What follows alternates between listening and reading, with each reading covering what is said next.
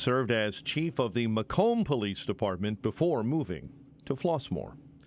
Arlington Heights officials are responding to the Bears Stadium counterproposal made by the city and announced yesterday. The village says the team's interest in Arlington Heights and the site of the former racetrack has not changed, despite Monday's news. Bears CEO Kevin Warren has said before he always has had a soft spot for a lakefront stadium. I strongly believe Chicago is the finest city in all of the world. I mean, very rarely do you get an opportunity to have such a beautiful downtown with a vibrant business community, with an absolutely beautiful lake. Until yesterday morning, the Bears had not indicated they were straying from the plan to build a new stadium in Arlington Park. Now the team appears focused on pitching a dome stadium near Soldier Field to try and strengthen their negotiating hand. CTA officials say it was a track fire that disrupted service Monday afternoon. The Red Line was halted between Howard and Belmont near the Addison stop. Trains were backed up, but up and running about 6 p.m. Chicago Teachers Union is accused of violating school district policies by encouraging teachers to help get students to attend a Get Out the Vote event happening during the school day. Illinois Policy Institute has now filed an ethics complaint. Chicago Public Schools prohibit teachers from engaging in any political activity during work time. Former Mayor Lori Lightfoot, you may recall, was the subject of an ethics complaint during her failed 2023 re-election effort when a campaign aide sent an email to CPS staffers asking for help recruiting volunteers. The Bears do add a 1,000-yard rusher to their backfield. Multiple outlets confirm the Bears have reached a 3-year, $24 million deal, a contract with running back DeAndre Swift, who spent last season with the Eagles and 3 seasons in Detroit. An ugly start doomed the Bulls in a 127-92 loss to the Mavericks at the UC. Blackhawks host Anaheim at the United Center tonight. White Sox gave up 12 hits in a 7-2 spring loss to Colorado. Cubs back in action against Milwaukee tonight. The news, a service of Ingrace with Jim Scudder Jr., now heard on Sunday morning at 6:30 on AM 560. The Answer. And a check of traffic and weather is on the way next on AM 560. Women's sports are under attack in America by those with a radical agenda that seeks to erase the differences between men and women in classrooms, on playing fields, and in locker rooms. No one knows this better than All-American swimmer Riley Gaines. See Riley Gaines live in Chicagoland on Friday, March 22nd, presented by Breakthrough Ideas and the Parents Matter Coalition. Get your tickets at 560theanswer.com/tickets. That's 560theanswer.com/tickets. Sponsored by Blue Star Security. Imagine what your future looks like. Is the picture a little blurry? Hey, it's Sean Thompson here for Alpha Wealth Group. When we look ahead, we're visualizing where we want to be, and for retirement, that can be hard without a written financial plan. Tom Fortino of Alpha Wealth Group can help you bring your retirement picture into focus. For decades, Tom has been crafting customized financial strategies. His goal is to help you protect your savings, grow your wealth, and create an income strategy you cannot outlive. If you're nearing or already in retirement, it's time to get your plan on paper. So bring your readers and let's take a look at it closely. Call Tom at 630-934-1855 and schedule a complimentary retirement consultation. There is no cost. There is no obligation. This is a chance to get a clearer view of your retirement. The number again is 630-934-1855 or visit alphawealthgroup.com. And listen to the Alpha Wealth Hour Saturday mornings right here on AM 560 The Answer. Advisory services through Retirement Wealth Advisors, LLC, and SEC Registered Investment Advisor. Insurance and annuities offered through Alpha Wealth Group, licensed in Illinois. Have you been struggling to find an easy, safe, and secure document scanning solution for Salesforce.com, Microsoft 365, SharePoint, or OnBase by Highland? Your struggle is now over, and it's time to get your documents and operations into the 21st century. With IoT Smart Connected Scanning, it's easy to turn physical paper into digital documents and have them directly uploaded to the cloud with IoT Smart Connected Scanning from IDT. And you don't need a degree in computing or IT to make it happen. Using QR code technology uniquely configured for your specific business, anyone can set the IoT Smart Connected Scanning device up in 5 minutes or less, saving your organization money and valuable time. Remote employees can even capture documents and send them safely and seamlessly. Organize documents efficiently and securely with IoT Smart Connected Scanning from IDT. To see a demo or to order now, go to ready4idt.com. That's ready4idt.com. Use promo code SMART and receive 10% off your order. IDT, putting paper in its place. It's 5:10 on AM 560, The Answer. Let's get an update on the roads. As always, in the Team Hochberg Traffic Center. And this update is a service of Progressive Insurance. Join the growing team at Progressive Insurance. Go to progressive.com/careers and apply online today. Stevenson outbound, report of an accident this early morning. It's right at Cicero, and there are delays heading out to the tri-state. Exit ramp construction outbound I-57. Your outbound ramp to 159th will be shut down until 6 a.m. Southside Armour Square neighborhood. You've got a couple of vehicles on fire between 33rd and 35th on Wentworth Avenue. Chicago's Morning Answer with Dan and Amy starts next. AM 560 Weather Center forecast. Here's the latest in our QC Kinetics Weather Center with Gregory Patrick. Breezy and warm today, with sunshine and areas of high clouds in the morning, then mostly cloudy in the afternoon with a high 69. Tonight, cloudy with a shower in the area and a low 48. I'm Gregory Patrick on AM 560, The Answer. 52 at O'Hare, 52 Midway, 46 in Aurora, 54 in Wheeling. And your next news update is at 6 or at 5:30. Chicago's Morning Answer starts next on AM 560, The Answer.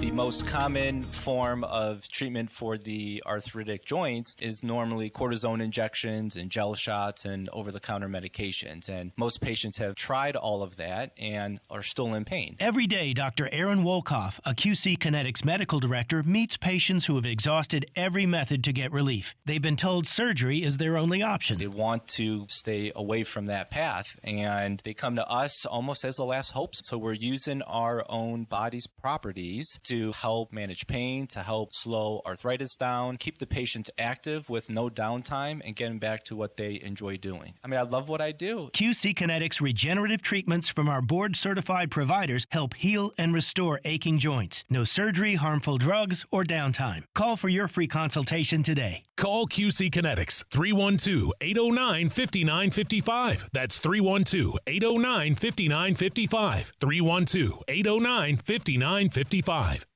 For armed or unarmed security, average isn't good enough. You deserve more. You need more. Morrison means more. Morrison Security. More deterrence and prevention with customized programs that fit your budget. Cost-effective, sensible solutions for all businesses and facilities. Morrison means more. More peace of mind, knowing your security guards are well-trained professionals with a track record of getting results and serving exactly your needs. Morrison Security personnel are constantly trained for readiness and are prepared for any given situation that can occur at a job site. Morrison means more. More reliability of management for quick and effective solutions at your property. Morrison Security is responsive. They're always available to you. Morrison means more. More awareness of any challenges you face with protecting people, property, and assets. For armed and unarmed security, don't settle for substandard or average. Security is too important. Contact them and find out how you can get more. MorrisonSecurity.com. MorrisonSecurity.com. Morrison means more. From breaking news and weather across the country to insight from the brightest minds in conservative opinion, it's Salem News Channel, home to the biggest shows on TV, like Hugh Hewitt weekdays at 6 a.m. Eastern, followed by Mike Gallagher at 9. Join SNC, where facts are sacred, critical thinking is celebrated, and the pursuit of truth is unwavering. Watch Salem News Channel free, now on Zumo Play. Learn more at snc.tv/Zumo. When you're serious about your concealed carry training and education and are ready to learn from an active police officer with a teaching degree, check out Illinois Concealed Carry Training in Midlothian. You'll learn safe, responsible firearm use, home defense planning, conflict avoidance, situational awareness, and how to remain physically, morally, and financially safe in the event you must use your firearm in self-defense or the defense of another. Weekday and weekend classes available. I'm Sergeant Gary Carr, police firearms trainer and the owner of Illinois Concealed Carry Training. We'll arm you with what really counts: knowledge and training. All concealed carry curriculums are not created equal. This may be the single most important decision you'll ever make for yourself and your loved ones. Choose between 3 and 16-hour classes that are available both weekdays and weekends. We are your one-stop for concealed carry classes, fingerprints, and legal defense plans. Register for a class today and get 10% off class fees with promo code AM560. Visit IllinoisConcealedCarry.com. That's IllinoisConcealedCarry.com. This is Seth Leibson of 960thepatriot.com for Town Hall. It's Joe Biden versus Donald Trump, Redux. That's the race for the presidency. If Joe Biden were not going to be the nominee, word would have leaked by now. For anyone who is undecided, we have something rare in politics, a controlled experiment, the tenure of both a Trump and a Biden presidency. Under Trump, we had a growing economy reaching and helping everyone. Fuel and food prices were down, our allies confident, and our enemies contained. You had illegal immigration receding and drug deaths, while too high, in the 5 figures annually. Under Biden, we had record inflation and spending, allies invaded and attacked, our enemies on the march rewarded with billions of dollars, illegal immigration skyrocketed, our border obliterated, and deaths of despair have reached into the 6 figures annually. The truth is this: there is not one single index of domestic or foreign policy under Biden that is better than during the Trump years. The choice should be clear. I'm Seth Leibson. You are a creator. You've been inspired to design and craft incredible works of art. But nothing derails you like not having the right materials you need to get the project done. K&S Precision Metals prides itself on having the right metal pieces for you to be a maker. With a huge array of metal products for every part of your project, from beginning design to the finished product, K&S Precision Metals provides brass, aluminum, copper, stainless steel tubing, wire, and more. K&S Precision Metals only supplies the highest quality metal items. Each piece is pure metal with no lead or fillers. You can feel good that your project is made with metal manufactured right here in the USA. K&S Precision Metals are used by the medical and movie industries, artists, crafters, engineers, and educators. Family owned and operated in Chicago for over 76 years. Most orders are shipped within a day. Order direct at ksmetals.com. That's ksmetals.com. K&S Precision Metals. Our materials, your creations. Hi, this is Carl Amari. I'm Lisa Wolf. Join us every Saturday night beginning at 8 p.m. for all things entertainment on Hollywood 360. If you love classic radio shows, The Shadow, Jack Benny, The Lone Ranger, Dragnet, Gunsmoke, and many more, we have them for you on Hollywood 360. We'll also present trivia contests with prizes, showbiz news, celebrity interviews, games, and movie reviews. So don't miss Hollywood 360 every Saturday night beginning at 8 p.m. on AM 560, The Answer. Can you read this email for me? Of course. Jeez, I wish they could do something for your eyesight. Me too. But you heard what they said. There's nothing we can do. When vision loss can't be corrected with glasses or surgery, and hope seems lost, turn to Spectrios Institute for Low Vision. Spectrios doctors specialize in the treatment of vision loss related to eye diseases, such as macular degeneration, glaucoma, and diabetic retinopathy. There is hope, supported by science with personalized rehabilitation plans, occupational therapies, and access technology at Spectrios. Talk to a patient service manager. They'll walk you through the program. Spectrios takes BCBS and Medicare insurance. They also have grants for qualifying patients and offer a Seeing is Believing children's outreach program. Go to spectrios.org, located in Wheaton in a building that says it all, the House of Hope. That's spectrios.org. Spectrios Institute, the head, heart, and eyes approach to better vision. Remember to keep Spectrios Institute, a 501c, in your estate or legacy planning. I'm Dr. Michael Strasberg. I'm a dentist. I've been practicing for 44 years. In my practice, we talk to patients about their health, their nutrition. People think of the mouth as something separate from the rest of your body, but the healthier you are, the healthier your mouth is. You know, when you're younger, your mother would say, eat your fruits and vegetables. But as you get older, that sometimes gets shoved to the side. And Balance of Nature has been one of the best supplements to fill the void in the fruit and vegetable area. When I did this, I felt a noticeable difference. I felt better. Anytime you can feel better, I don't care what age you're at, you know, that's a big plus. I don't stuff anything down, anybody's mouth, but hey, this has worked for me. Why not try Balance of Nature? Simple, easy, take it, and it's going to help. Go to balanceofnature.com and get 35% off plus $10 off any additional sets as a preferred customer by using discount code Chicago. Now, from the Signature Bank Studios. Portions of the following show may be pre-recorded. This is Chicago's Morning Answer with Dan Proft and Amy Jacobson on AM 560. The Answer.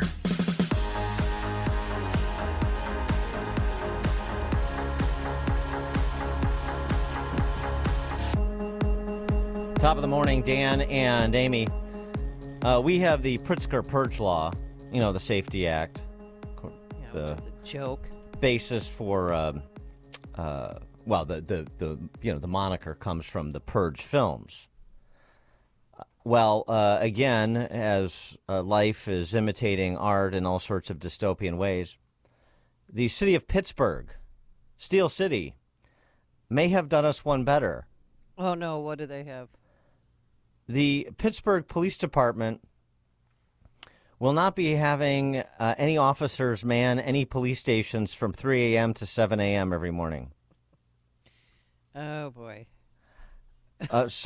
Crime put on hold from 3 to 7. Okay. Well, no, just go to sleep early so you can get up at 3 to 7 and enjoy whatever mayhem you'd like to inflict on the city and its residents. What was the big takeaway today? Yeah, Susan, residents of the city will see a major change in the way police respond. They will no longer respond to calls that aren't considered in-progress emergency. That means calls like criminal mischief, theft, harassment, and most burglary alarms will all be handled by an enhanced telephone reporting unit. That means residents will file a police report over the phone. Officers will not respond unless it's an emergency. Also, between the hours of 3 a.m. and 7 a.m., there will be no officers at any of the 6 stations throughout the city. Call boxes that link directly to 911 have been installed for people to use in case of an emergency. And during the overnight shift, there will be as few as 20 officers to cover the entire city. The chief said today the data supports that. Yes, it's enough to cover the entire city in those hours when we have 8% of the time people are calling. I'm confident in the decisions that we make that it impacts this bureau and the city in a much better way than we have in the past. Now, the chief also acknowledging today that some of these changes are due to staffing shortages. He's down to 740 officers, well below the 850 they would like to have. These are men of science and data. Where have we heard that before? The data supports having 20 police officers. First of all, announcing that we're going to have 20 officers on duty in a city of 300,000 people for 4 hours every day. 312-642-5600, turnkey.pro answer line. 64636DA, turnkey.pro text line. But they're shutting down, too, between 3 and 7? Do you know how many crimes are committed here in Chicago and in other big cities between those hours? I mean, how could you not? Why are they paying their taxes then? Just leave a message, and when we get in at 8 o'clock, we'll respond as quickly as we can. I mean, I'm laughing so I don't cry. That is, I don't think I'd live in that city if that's literally no one has your back. Well, I mean, in the city of Chicago, it's the same problem, although we haven't announced a 4-hour purge period, but it's the same issue, isn't it? We have half of the 911 calls go unanswered. So you're still dealing, these police departments are trying to put good face on it. You heard that affiliate reporter there in Pittsburgh basically, and he did say there are 150 cops down on where they need to be. Still dealing with the ravages of the summer of 2020. Yep. The turning over the cities to Black Lives Matter Marxists and their criminal buddies, and pushing the defund police, otherwise hamstring police in myriad ways. Well, their police have been was defunded. Initiated in all these big cities in 2020. You're still dealing with that, this terrible public policy. And it's interesting because you've seen some reversals recently in states you wouldn't expect it, by ballot initiative in San Francisco, California, in Washington State.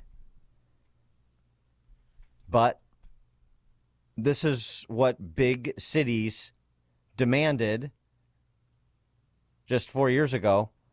And, you know, when you make that move, it's hard to claw it back because what's the problem?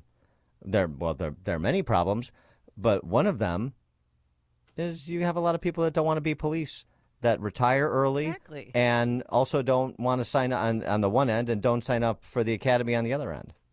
Well, why would they? I mean, if they make one wrong move, they could lose everything. They could lose their pension. They could lose their home. They could go to jail. They can go to prison. Not to mention what would happen to their family, too, if they, got wrongly accused of being racist or saying something wrong during an arrest, accidentally firing their weapon. My God, hopefully that wouldn't happen, but it's a possibility. So why do they want to take the risk? There's something else to that, too. I think for the most part, the people get into law enforcement because they want to be a protector.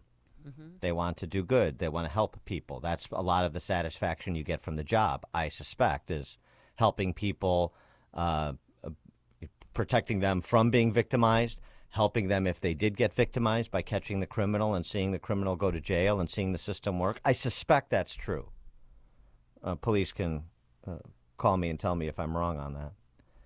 And yet one of the things that's, I think, underappreciated, I mean, in addition to just this sort of insanity, I mean, giving over police precincts during the summer of 2020 has happened in Seattle and Minneapolis, and giving over the streets generally. And then you're going to tell police, oh, yeah, nobody's going to, 20 cops for the 300,000 people in Pittsburgh for 4 hours, and you announce that? I wouldn't want to be one of those 20 cops. But the other thing, too, is stories that we hear all the time, reported all the time in Chicago, but out of Boston, it doesn't matter. It's the same policymakers with different names in the same in different cities pursuing the same policies. Worcester, Mass.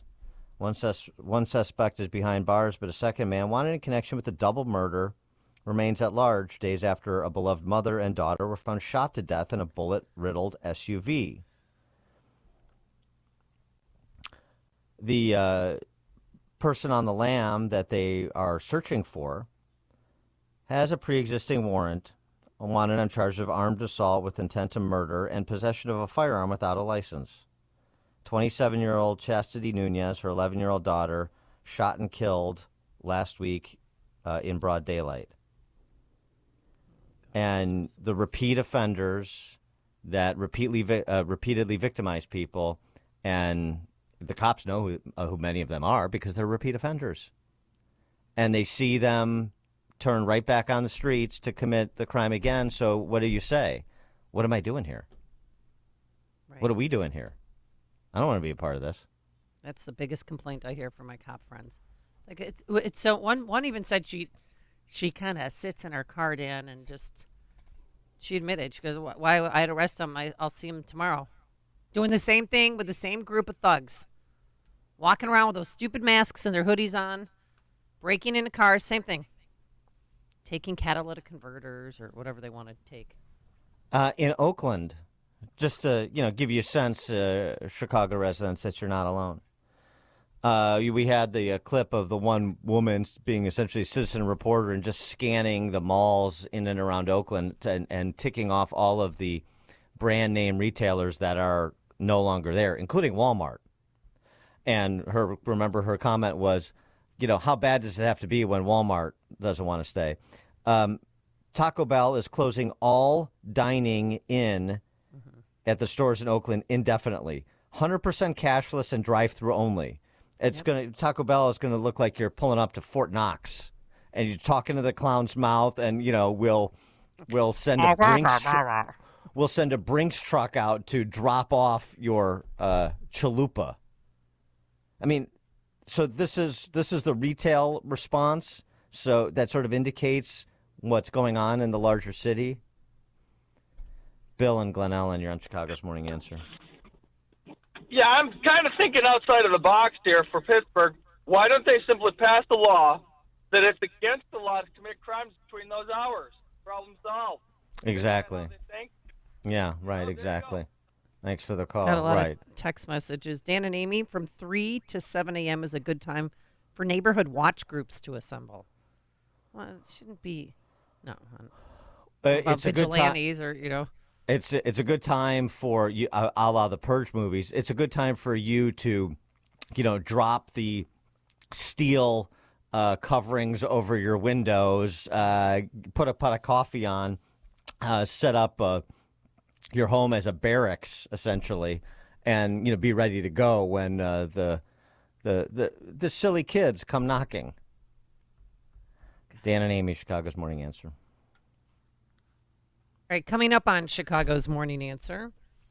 At 5:38, we'll have to get to. We didn't get to it yesterday, but we must. The exchange between Nancy Mace, the Republican congresswoman from South Carolina, and George Stephanopoulos, who basically asked her, since you're a rape victim, how can you support Trump?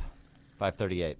Yeah, considering who he used to work for. All right, but now let's head into the newsroom and catch up with everything. Here's Mike Scott. Good morning, Mike. Dan and Amy, 5:30 on AM 560, The Answer. 49 degrees right now. Skies are clear, but clouds on the way. Several states will hold presidential nominating contests today on the path to the November general election. Voters heading to the polls in Georgia, Hawaii, Mississippi, and Washington.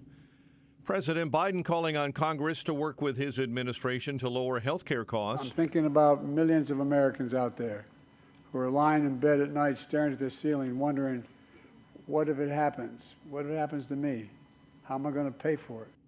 In New Hampshire on Monday, the president says he's planning on capping out-of-pocket drug costs for seniors on Medicare. Meantime, Israeli Prime Minister Benjamin Netanyahu says he and the president are not seeing eye to eye. Look, we have our agreements on the basic goals, but we also have disagreements on how to achieve them. Ultimately, it's Israel that has to decide. Our neck is on the line. A ship carrying 200 tons of food, meantime, is on its way to the embattled Gaza Strip from Cyprus, testing the opening of a sea corridor to the besieged territory. Former Boeing employee who raised concerns about production standards at the company has been found dead. John Barnett worked for Boeing for 32 years.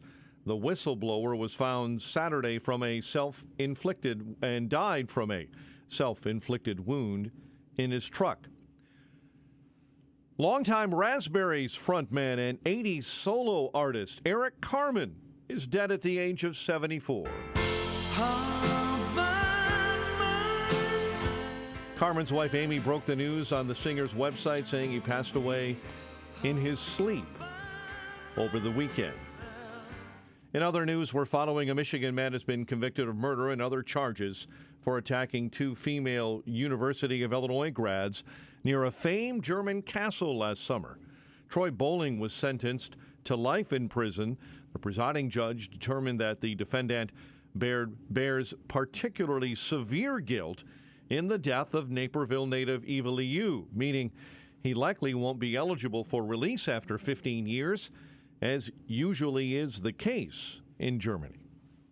An off-duty Oak Lawn police officer is recovering after being shot Monday. The shooting happened along Central Avenue in Oak Lawn. The officer shot twice, but because he was wearing a bulletproof vest, bullets that hit his chest area were blocked. He's expected to be okay. He was working a private security job near Richards High School. And authorities in western Illinois say 5 people, including 3 very young children, were killed Monday when a school bus and semi crashed on a highway. There were a total of 5 fatalities, the 3 children on the school bus, the bus driver, and the truck driver. Preliminary information indicates that the bus was traveling west on Route 24 and for an unknown reason crossed over into the eastbound lanes in front of the semi-truck. Both vehicles were set ablaze in the crash, which happened just before noon in Rushville, about 60 miles west of Springfield. The Bears add a 1,000-yard rusher to their backfield. Multiple outlets say they've inked a deal with DeAndre Swift, who spent last season with the Eagles and before that 3 years in Detroit. Falcons make a splash, inking veteran quarterback Kirk Cousins, signing him away from Minnesota. An ugly start dooming the Bulls in a 127-92 loss to Dallas. They visit the Pacers tomorrow night. The news, a service of Fox Valley Coins. Currently buying all gold and silver bars, silver dollars, rare date, proof, and mint sets. Visit foxvalleycoins.com. A check of traffic and weather on the way next on AM 560. A great smile can make you feel happy and confident. So when you consciously conserve your teeth, that glowing smile will show through. At Best Dental Group, Doctors Economos, Gavalis, and their staff are ready to help you create that perfect look or maintain the one you have now. Along with general dentistry, Best Dental Group is a multidisciplined practice with an orthodontist, periodontist, and prosthetic specialists on site. They use the newest breakthroughs in dental technology, such as titanium implants, Invisalign clear braces, and laser treatments. Don't let fear get in the way. They can recommend sedation to make your experience as comfortable as possible. Best Dental Group is located in historic downtown Bartlett and is a multilingual office. Call 630-830-4930. That's 630-830-4930. Or visit bestdental.org. Best Dental Group, sharing your conservative values and helping you to conserve your teeth. Hi, this is Randy Donnelly from Donnelly Auctions in Union, Illinois, with my current want list for upcoming auctions. Guns and military items are always at the top of my list, but I have buyers for vintage automobiles and motorcycles, old gas pumps and automotive signs. Do you have pinball machines and coin-operated games like slot machines, jukeboxes? How about Coke machines and soda machines? Also, neon signs, antique phonographs and music boxes, old toys, especially science fiction and Star Wars. Cowboy and Native American collections like barbershop, ice cream parlor, and saloon items. We'll take one item or an entire collection. We sell it all. Call me before you sell your items outright because you could be leaving a fortune on the table. And you won't know until you call me at 815-923-7000 or send me an email at DonnellyAuctions.com. My job is to get you top dollar for your collections, so call me at 815-923-7000. I'm Randy Donnelly, and I'll see you at the auction.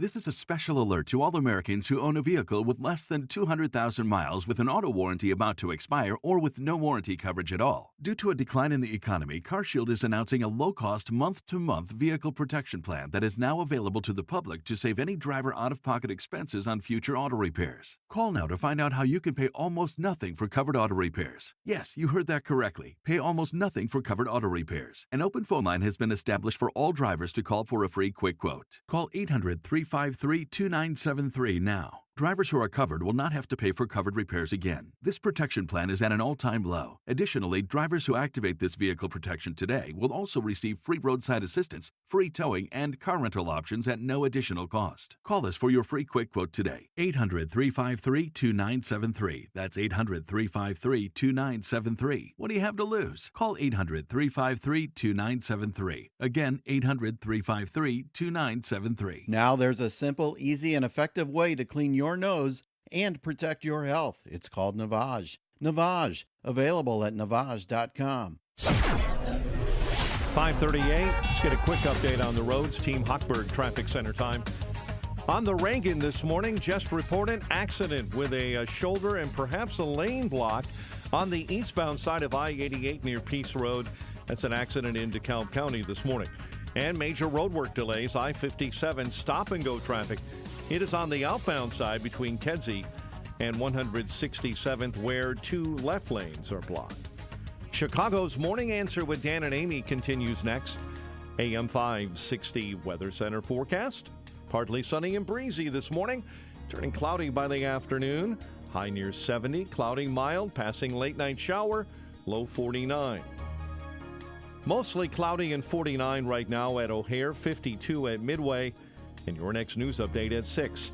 Chicago's Morning Answer continues next on AM 560, The Answer. Now, from the Signature Bank Studios, this is Chicago's Morning Answer with Dan Proft and Amy Jacobson.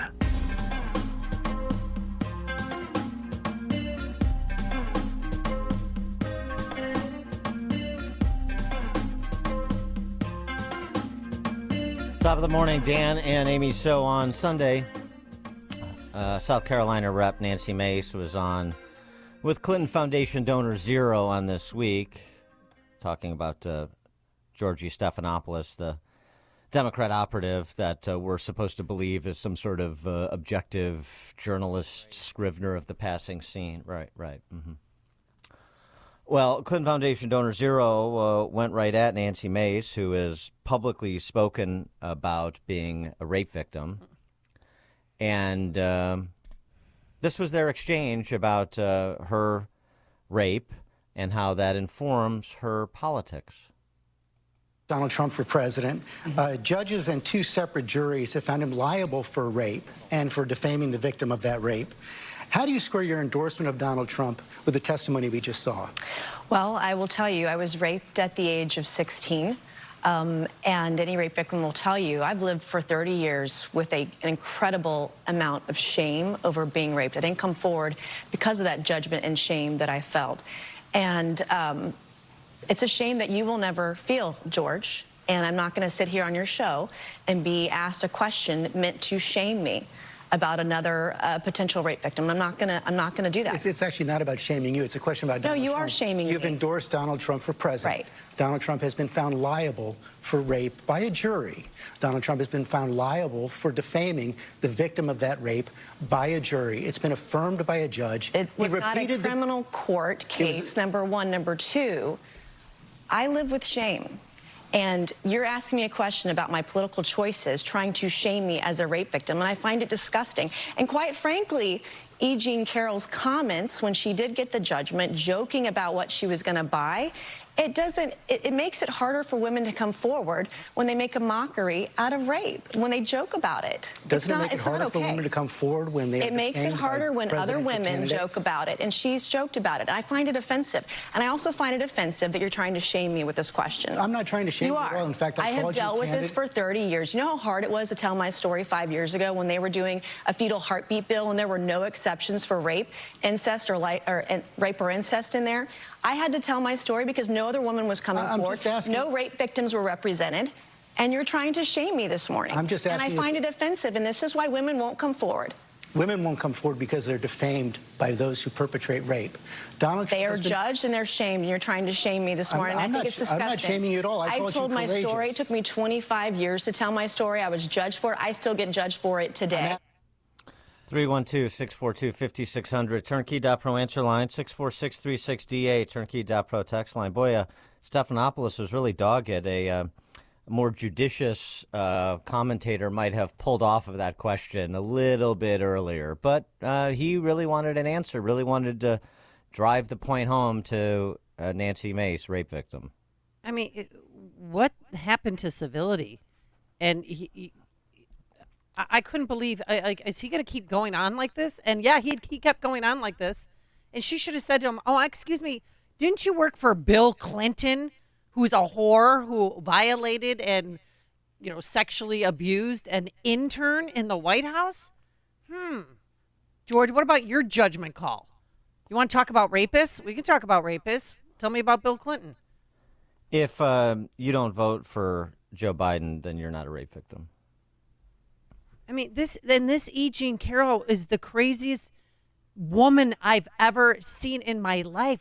Rape victims, real rape victims, Dan, don't joke around about being raped. And that's what she did. She was on there. She was flirting with Anderson Cooper. She's like, well, it wasn't really rape. He didn't throw me down. And she didn't even know because during her trial, which, by the way, they changed the statute of limitations so that she could file a civil suit against Trump. That people seem to forget that. She couldn't remember where it happened. She was wearing a dress that wasn't even made in that time. She's crazier. She's absolutely out of her mind.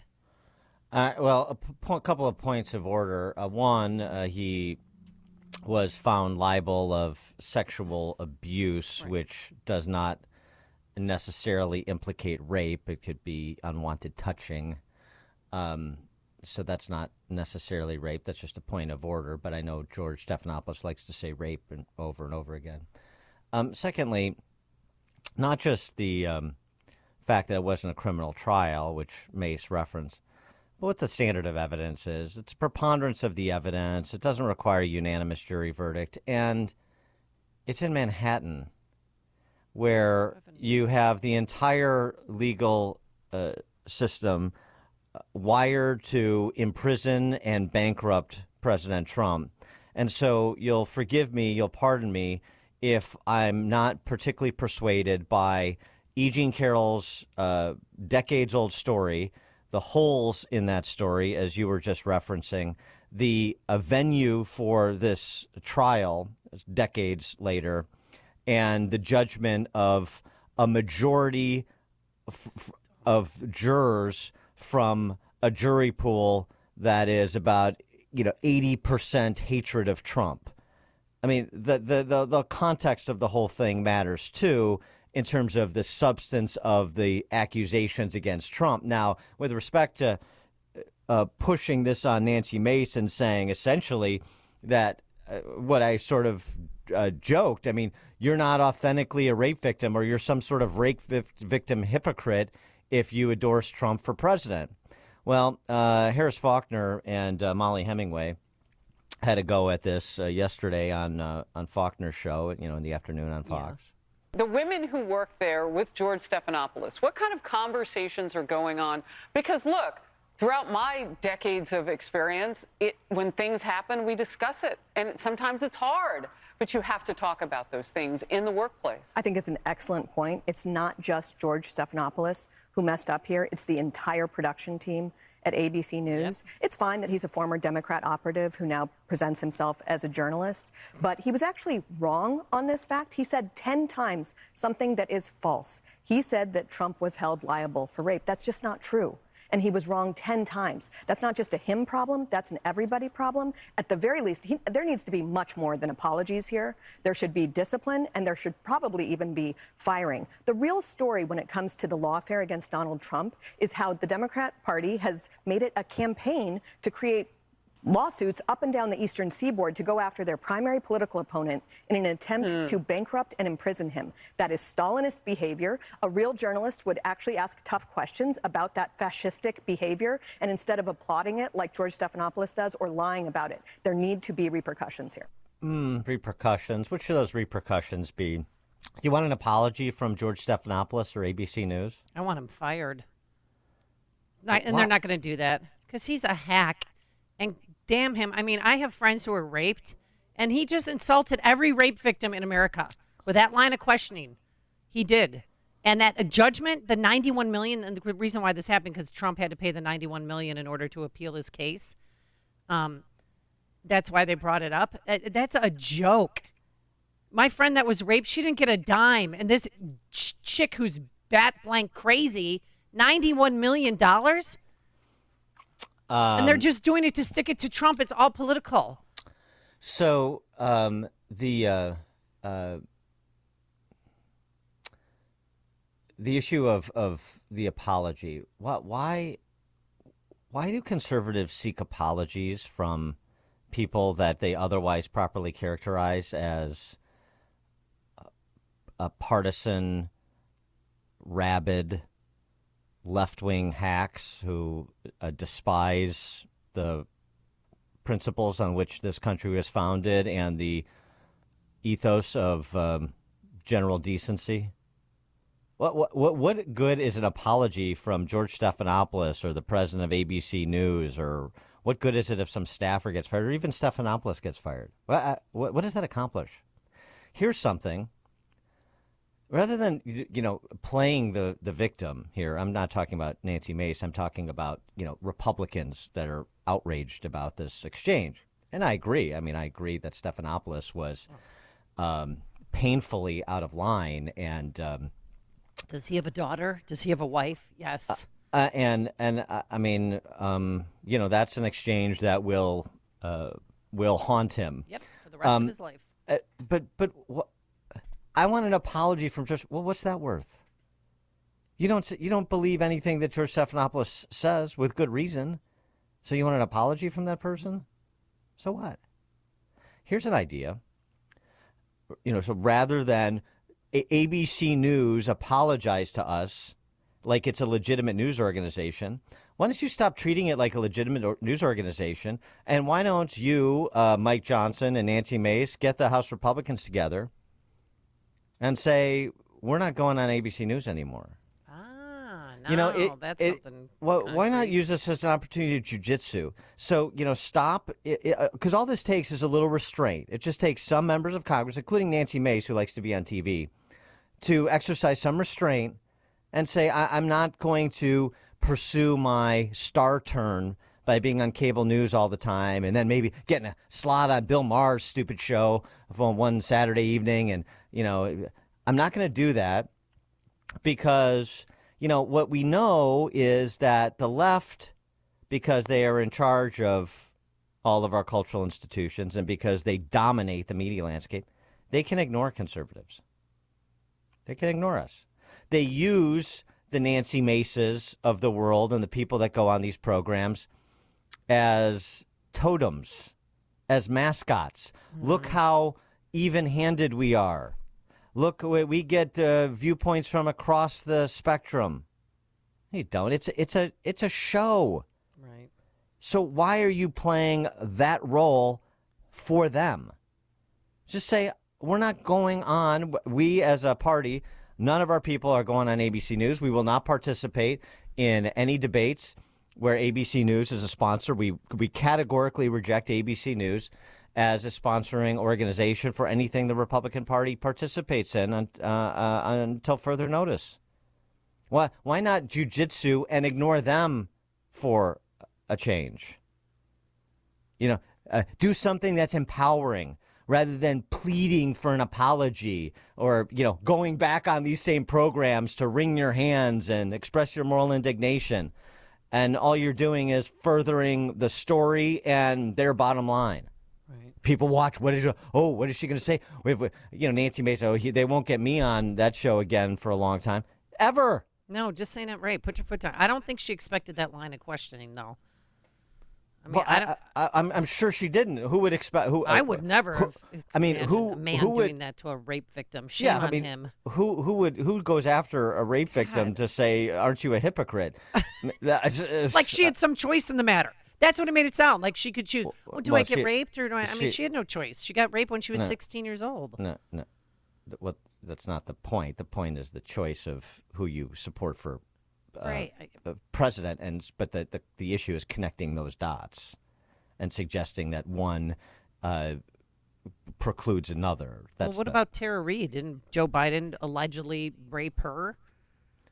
Allegedly, but we don't have any. We don't have any investigations, so we don't have any prosecutions. They've got a civil trial, so that's what they use. That's why. That's why they overturned that law. They're better at lawfare than we are. Yeah. As they're better at so many things. While we're sleeping, they're plotting in ways to get us. Well, they have institutional power, and this is my point. They have institutional power, and we don't, and we just complain about it like saying, give me some of your power, and they say no. Well, why would you ever expect power to be voluntarily given from your adversary to you? So take it. Joe in Naperville. Yeah, I don't see why Trump can't sue Stephanopoulos and ABC for libel because there's no evidence that he raped her. There's no trial that he raped her or was held liable for rape. But Stephanopoulos said rape 10 times. That's clearly a libel case, in my opinion. Yeah. Yeah, but he's kind of busy in the legal department right now. Tough call. I mean, it's, technically, but a tough call. I don't know. Yeah, I mean, to my point about lawfare, which essentially you're suggesting. Yeah, I mean, I get it. I just wish there'd be a better understanding of this dynamic, so you don't fall in the trap of. Please give us a meaningless apology. Please patronize us with an apology. Ralph and Rantoul. Yeah. Good morning, Dan and Amy. Yeah, I know you're hitting all over this, and I agree.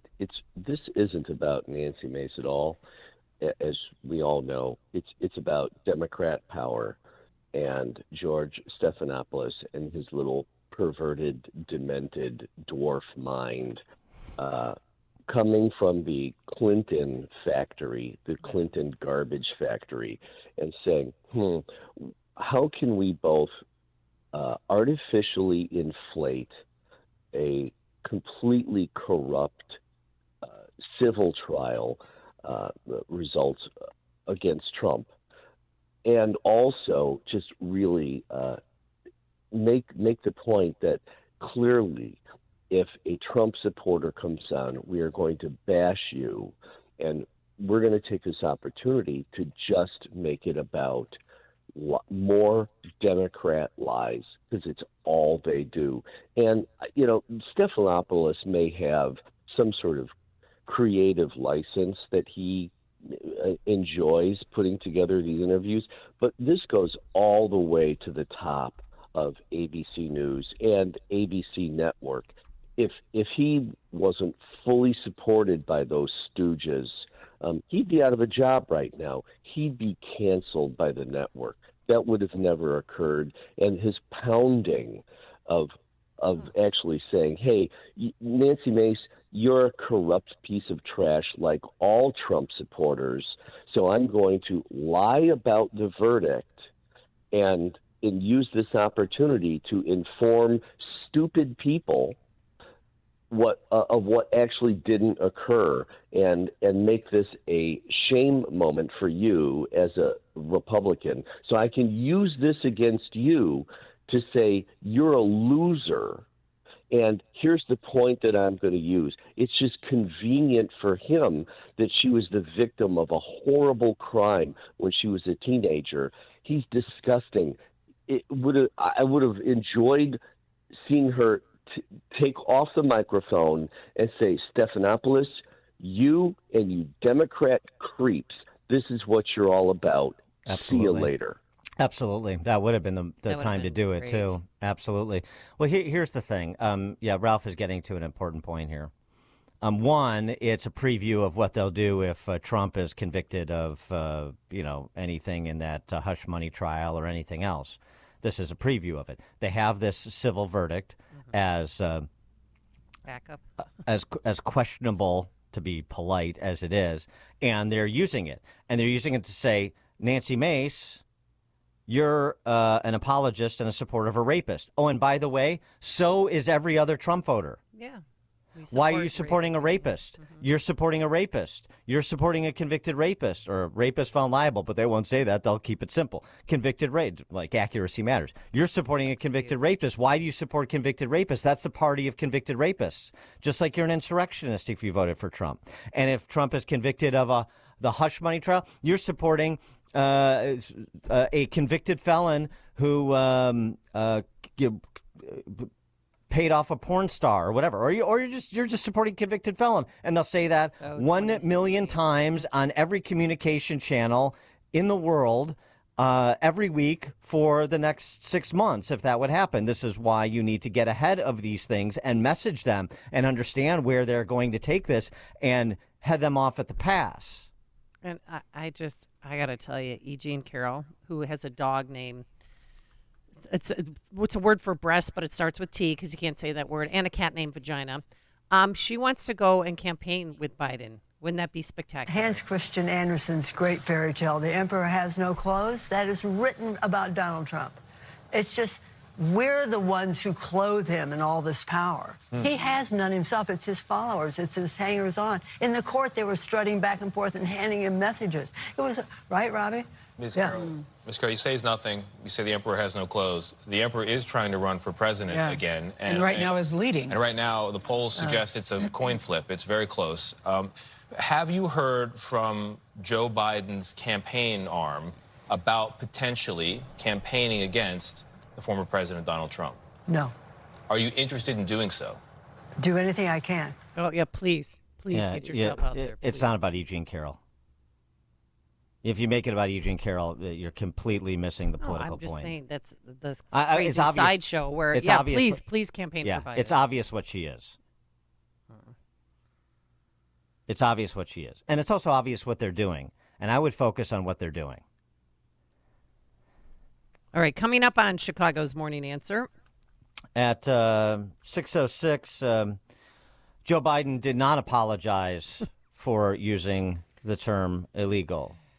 6:06. Wait till you hear, too, what he said yesterday at a campaign stop. But now let's head into the newsroom for news here at home and around the world. And, the Kennedy's going to be fun today, right, Mike? For the next year and a half. Till next November. Yeah, there you go. And will continue to be for quite some time. We'll tell you more about that. 2 measles cases confirmed within the city limits. Arlington Heights pursuit of the Bears remains vigilant.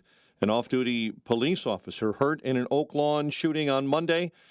Fired South Suburban Police Chief fires back and files a racial discrimination lawsuit. The Bulls get crushed by the Mavs. Blackhawks host the Ducks. WIND Chicago News Time, 6 o'clock. The polls are now opening in Georgia. I'm Dave Anthony, Fox News, on a day that could set the rematch we've known for a while is coming. Georgia, Hawaii, Mississippi, and Washington are holding Republican presidential nominating contests, and the 161 delegates up for grabs among those states would cover the amount former President Trump needs now that Nikki Haley's dropped out of the race. Fox's Jessica Rosenthal. President Biden could also clinch nomination on the Democratic side today. The special counsel who did not charge the president over mishandling classified documents will be questioned in a House hearing this morning. One big issue: Robert Hur's comments that a jury would find the president a sympathetic elderly man with a poor memory. If he is so bad off that you can't prosecute him, should he be running the greatest nation in the history of the world? Republican Congressman Andy Biggs tells Fox. We're going to explore all the cavalier ways that Joe Biden left classified documents all over the place. From the Biden days as vice president and as a senator, another House hearing will be into worldwide threats. The day after FBI Director Christopher Wray told senators the risk of potential attacks have grown since the war in Gaza, and that includes danger amid record illegal immigration at the border, where some of the overseas facilitators of the smuggling network have ISIS ties. Wray also warned about the risk TikTok poses with its Chinese ownership as the House readies a vote that could ban the social media app. I'm told that TikTok CEO Xu Zichu will be on Capitol Hill at some point midweek. Now, his visit to Washington comes as officials from the FBI, DOJ, and the intelligence community are set to give a classified briefing to lawmakers on TikTok today ahead of that House vote tomorrow. Now, the bill would require ByteDance, the parent company of TikTok, to separate from TikTok within 6 months of the bill's enactment, or it would be banned in the United States. Fox's Brooke Sigmund. Former President Trump appears wary of the ban, saying it could help Facebook, which he calls the true enemy of the people. Haiti's prime minister has resigned as gangs overrun the Caribbean nation. The U.S. is pledging more military and humanitarian aid. America's listening to Fox News.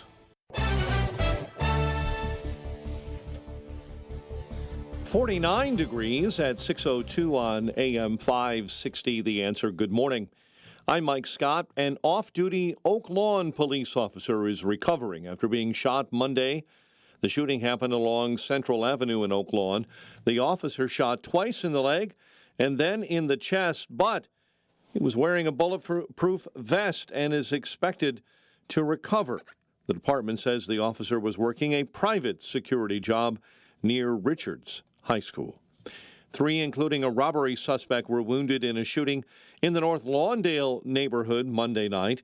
Chicago police tell us a 16-year-old boy was trying to rob 2 men when the shooting broke out. The boy was taken into custody and a weapon was recovered.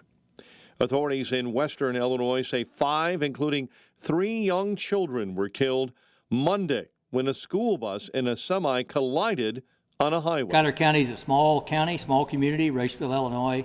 It's a close-knit family. And when you have loss of lives like this, it's devastating. It's quite a tragedy. And our prayers go out to the families. Sheriff Bill Renshaw says both vehicles were set ablaze. The crash happened near Rushville, about 60 miles west of Springfield. Chicago health officials are confirming 2 more measles cases at a Pilsen migrant shelter. That makes 4 cases at the shelter and 5 total reported infections within the city limits this month. Bears add a 1,000-yard rusher to their backfield.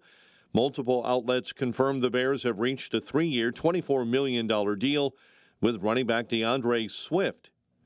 Falcons make a splash, agreeing to a 4-year, $180 million contract with quarterback Kirk Cousins, and Josh Jacobs, the running back, signs with the Packers.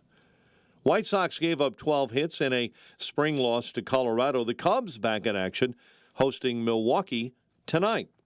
The news, a service of the AM 560 mobile app. Listen to AM 560 when you download the AM 560 mobile app at 560theanswer.com/mobile. A check of traffic and weather's on the way next on AM 560. Dr. Sebastian Gorka believes an open border means trouble. If you open the borders, what are you going to do if you're a bad guy? Forget the cartels and the drug smugglers and the weapons smugglers and the human traffickers. Whether it's any group out there that hates you because you're an American, what are you going to be doing for the last 3 years? America First with Dr. Sebastian Gorka. Afternoons at 3, right before Sean Thompson at 4 on AM 560. The Answer. Texting enrolls you into recurring automated text messages. Consent not required to purchase. Message and data rates may apply. Hey, Dan, how you doing? Haven't seen you around the gym for a while. Yeah, I've really fallen off. Since I turned 40, I just don't get the results I used to get. Could be lower testosterone. Lower T? Yeah, I went through it a while back. Once you hit 40, your body has less free testosterone. I got Nugenix Total T, and it's made a huge difference for me. I've seen that on TV. Is it for real? Oh, yeah. The patented key ingredient is something called Testofen, which helps boost free and total testosterone levels to help you trim up and stay lean. And it's made a difference for you? Man, I feel like I'm in my 20s again. At work, in the gym, and in the bedroom. Are they still giving out complimentary bottles for people to try it for themselves? Yeah, you just need to send them a text. Text HIM to 321-321 right now for your complimentary bottle of Nugenix Total T, the #1 selling testosterone booster at GNC. Plus, text now and we'll include a bottle of Nugenix Thermo, our most powerful fat incinerator ever, to help you get back into shape fast, absolutely free. Text HIM to 321-321. That's HIM to 321-321. It's important to have a heating and cooling company you know you can depend on. That company is the original Arlington Heights Heating and Cooling. They aren't one of those massive companies with newer techs and subcontractors.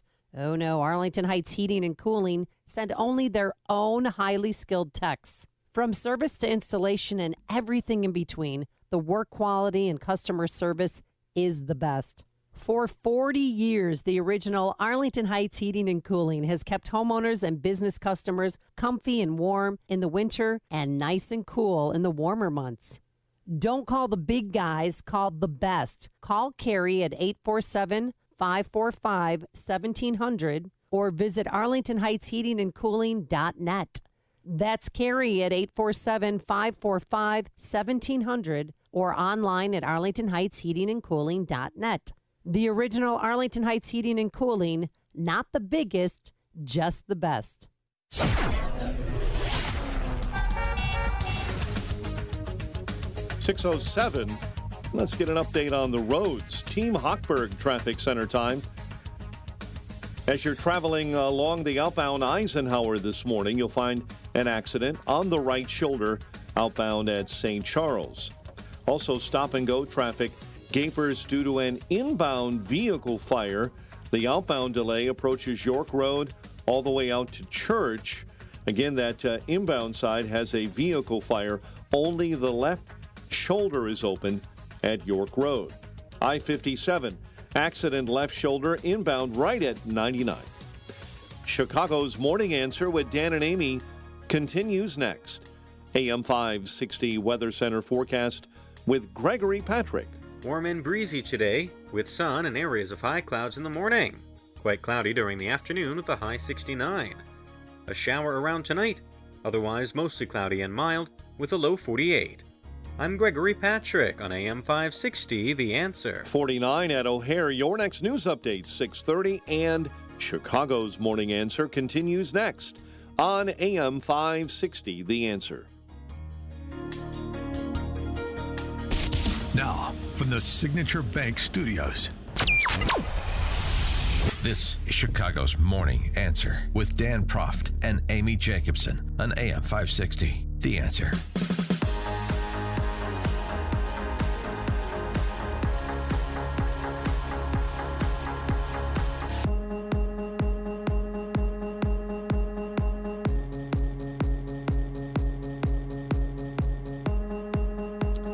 Top of the morning, Dan and Amy. FBI Director Christopher Wray appeared before a Senate committee yesterday, talk about the border, and the exchange he had with Senator Marco Rubio was particularly telling, relevant. Two topics covered here. Migrants committing crimes in this country, and among the crimes, these criminal rings selling fake IDs and papers. And then the international piece when it comes to criminal syndicates, like human traffickers with ties to known terrorist organizations. Let's hear from Christopher Wray. You know, it's just as a quick aside, I just interviewed our friend Kevin Brock, the former assistant director of counterintel for the FBI. I spent 24 years there for my Counterculture podcast, so you can check that out at amgreatness.com, okay. American Greatness. It's up there now. Yep. And remember the last time we had him on, we talked a bit about this too, that he and a bunch of other FBI veterans got together and penned this letter saying, where's the FBI in this policy discussion about what is happening at the border and what needs to happen at the border in order to enhance the safety for Americans, or enhance our national security? Yeah, we had Jody Weiss on, too. He's one of those people who signed the letter and explained that, you know, Amy, he's like, it's not if, it's when there's going to be a terrorist attack because of our porous borders. Oh, well, here's the first piece of it. The criminals that we've imported, we invited here, because that's what this administration did. They didn't invade, and we tried to stop them. They were invited to come, and they did. Certainly, we have had dangerous individuals enter the United States of a variety of sorts. Are we seeing crimes from people that entered the country over the last 3 years, some of them with ties to gangs or other criminal organizations? Well, I guess what I would say is this. From an FBI perspective, we are seeing a wide array of very dangerous threats that emanate from the border, and that includes everything from the drug trafficking. The FBI alone seized enough fentanyl in the last 2 years to kill 270 million people. That's just on the fentanyl side. An awful lot of the violent crime in the United States is at the hands of gangs who are themselves involved in the distribution of that fentanyl. But you're also seeing and tracking local law enforcement arresting and for example, the assault on the police officers in New York. All the reporting said they had ties to this gang in particular, but there's no doubt that people that were criminals in their country of origin have crossed that border and are now in the U.S. committing crimes. Correct. So that's a problem, would you say? A little bit. 312-642-5600, turnkey.pro answer line. 64636, type in DA, then a quick comment. I'm glad we've now established what everybody knows if you've just paid passing attention to the stories that are populating news feeds across the country. Yeah. So, okay, now that we've established that, would you like to do something about it? I mean, do I need to prompt you? And so the FBI is going to do what? Ray also going a little deeper, talking about the criminal rings trafficking in fake papers, and more disturbingly, the human trafficking and the ties that bind human traffickers and terrorist organizations. Certainly there is on the darknet, for example, there is a significant marketplace for different kinds of stolen identity. What about in the street? I think as well. Yeah. Okay. And well, there are smuggling networks all over the world that specialize in moving people from all over the world, including from the Middle East, Central Asia, and so forth. Are we aware of any of these smuggling organizations are run by or are conducted by people that have ties, for example, to ISIS or other terrorist organizations? So I want to be a little bit careful how far I can go in open session, but there is a particular network that has where some of the overseas facilitators of the smuggling network have ISIS ties that we're very concerned about, and that we've been spending an enormous amount of effort with our partners investigating. Exactly what that network is up to is something that's, again, the subject of our current investigation.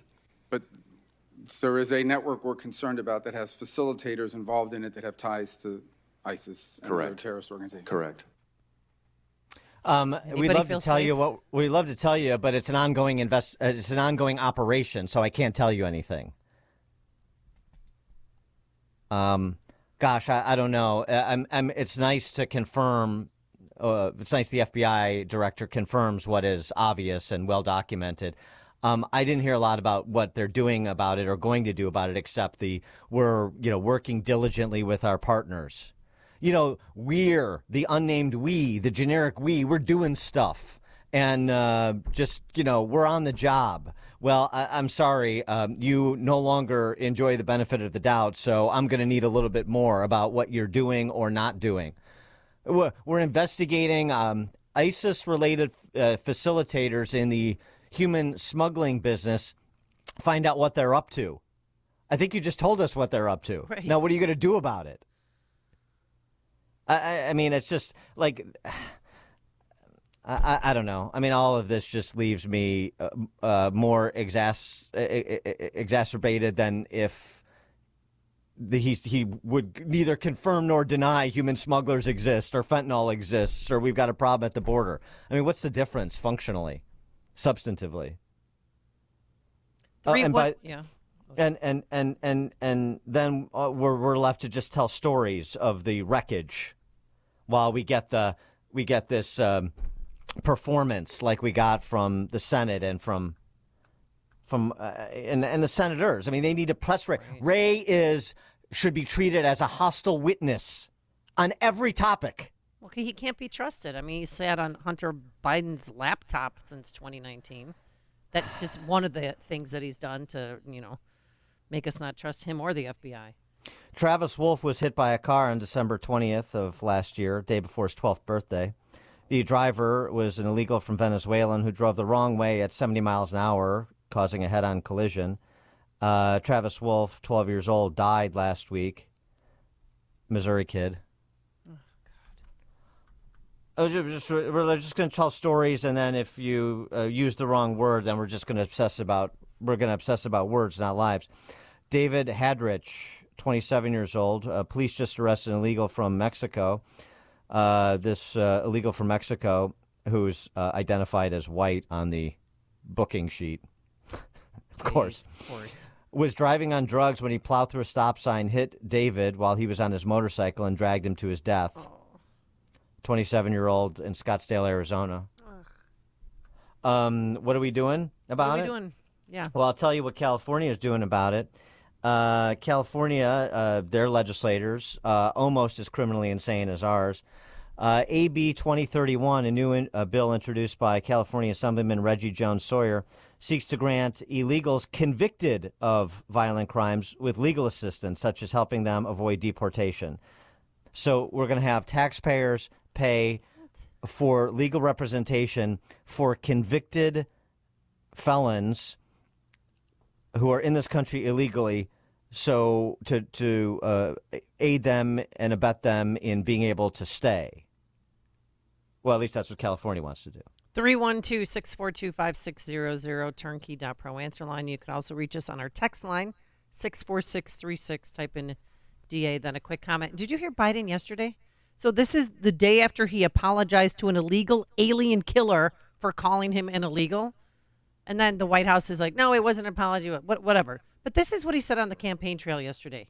Look, what we need is just an orderly process at the border, they're not vermin, they're not scum, they're not people who are all criminals coming. It's just... Well, it's just the same thing he said on MSNBC over the weekend. It's the same thing he always says. They're not scum. They're not. I mean, what are they doing over there? Who's in charge? What is it? Why did they come out and say it was not an apology? The White House, he's apologizing for an alleged non-apology. What does that even mean? Here's what he said over the weekend. During your response to her heckling of you, you used the word illegal when talking about the man who allegedly killed Laken Riley. An undocumented person. And I shouldn't have used illegal. It's undocumented. And look, when I spoke about the difference between Trump and me, one of the things I talked about on the border was that the way he talks about vermin, the way he talks about these people polluting the blood. I talked about what I'm not going to do, what I won't do. I'm not going to treat any of these people with disrespect. Look, they built the country. The reason our economy is growing. We have to control the border and more orderly flow, but I don't share his view at all. So you regret using that word? Yes. When you say you regret something, that's basically a apology. Thank you.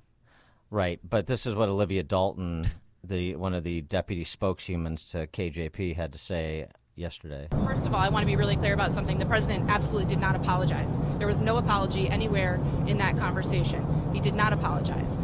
He used a different word. I think what we should be really clear about is the facts. So, in addition to the fact that the president did not apologize. I mean, so it should come as no surprise to anyone because, I mean, why not redefine apology? You're redefining everything else. There you go. So that's the wrap today. But just to buttress the case I've been making since I've been on the air, because that's how long Biden's been around and in positions of power, amazingly, that he is a company man. You're going to love this flashback. Okay. Here's Joe Biden. I mean, the nice thing is he's been in public life for so many years. There's been a lot of iterations of Joe Biden. So the Joe Biden today would be excoriating the Joe Biden of 35 years ago the same way the Joe Biden of today is excoriating Trump. Why? Because he had a change of heart? No. He's an empty vessel. Because he's a company man. And wherever the power resides in the party, that's where you'll find Joe Biden. It was in a different place when the DLC was coming to the fore under President Clinton and was organizing for the 92 campaign. Remember? Some of us, I think, are old enough to remember that. Mm-hmm. The move to the middle. Joe Biden, 35 years ago, criticizing George Herbert Walker Bush on being soft on crime and soft on border security. To put it in very personal terms for a moment, Joe Biden, me, I would settle for a world in which I could worry about the same kinds of things that my parents worried about, in which I only had to worry about the grades my children got in school rather than the drugs they're being exposed to, in which I only had to worry about the prices my wife had to pay at the supermarket instead of fearing that she might get mugged by a junkie in the parking lot as she loads her groceries into the car, in which tonight I could call my mom just to wish her pleasant dreams, not for the purpose of making sure she's safe in her own home. That's the kind of world I want. That's the kind of world you deserve. In a nutshell, the president's plan doesn't include enough police officers to catch the violent thugs, not enough prosecutors to convict them, not enough judges to sentence them, and not enough prison cells to put them away for a long time. We disagree with the president's decision to cut back on our previous commitment to protect against drugs coming across the border, to cut the Customs Service, the Coast Guard, and the Border Patrol. We think we should do more to stem the flow of drugs across our borders, and we think we should go one step further. Let's go after the drug lords where they live, with an international strike force. There must be no safe haven for these narco-terrorists, and they must know it. And we don't have to promise a world without worry or fear. We're not asking for that much. All we have to do, together, is to keep our promises and stay together. Thank you. More police. He's talking like Ron DeSantis sending kill squads down to Mexico and South America. That's Joe Biden 35 years ago. At the tender age of, 46. Right. I mean, these people are professional prevaricators, to be generous. Well, they will say and they will do anything to gain or to stay in power. Anything. You are just in Joe Biden's case, checkers piece. That's all you are. Well, some Democrats were offended by the apology, non-apology. Jessica Tarloff, I know she's a political pundit on the Five. She always supports Biden, not this time. He didn't say, I'd like to talk to you about all the amazing things that people who come to this country illegally do. They're, our favorite shopkeepers. They're, the woman down the street who cares for our kids. He's talking about a murderer. Right. It totally blew my mind that there was a backtrack. These are the kinds of things that people have historically enjoyed about Joe Biden, that he is relatable and feels normal to them and doesn't speak in that kind of woke speak. And, Senator Alex Padilla from California criticized him, Joaquin Castro, et cetera. I don't believe they were actually offended either. Because what do they want to be associated as a member of the Latino community? You want that guy out. Mm-hmm. You want the good ones in and the murderers out.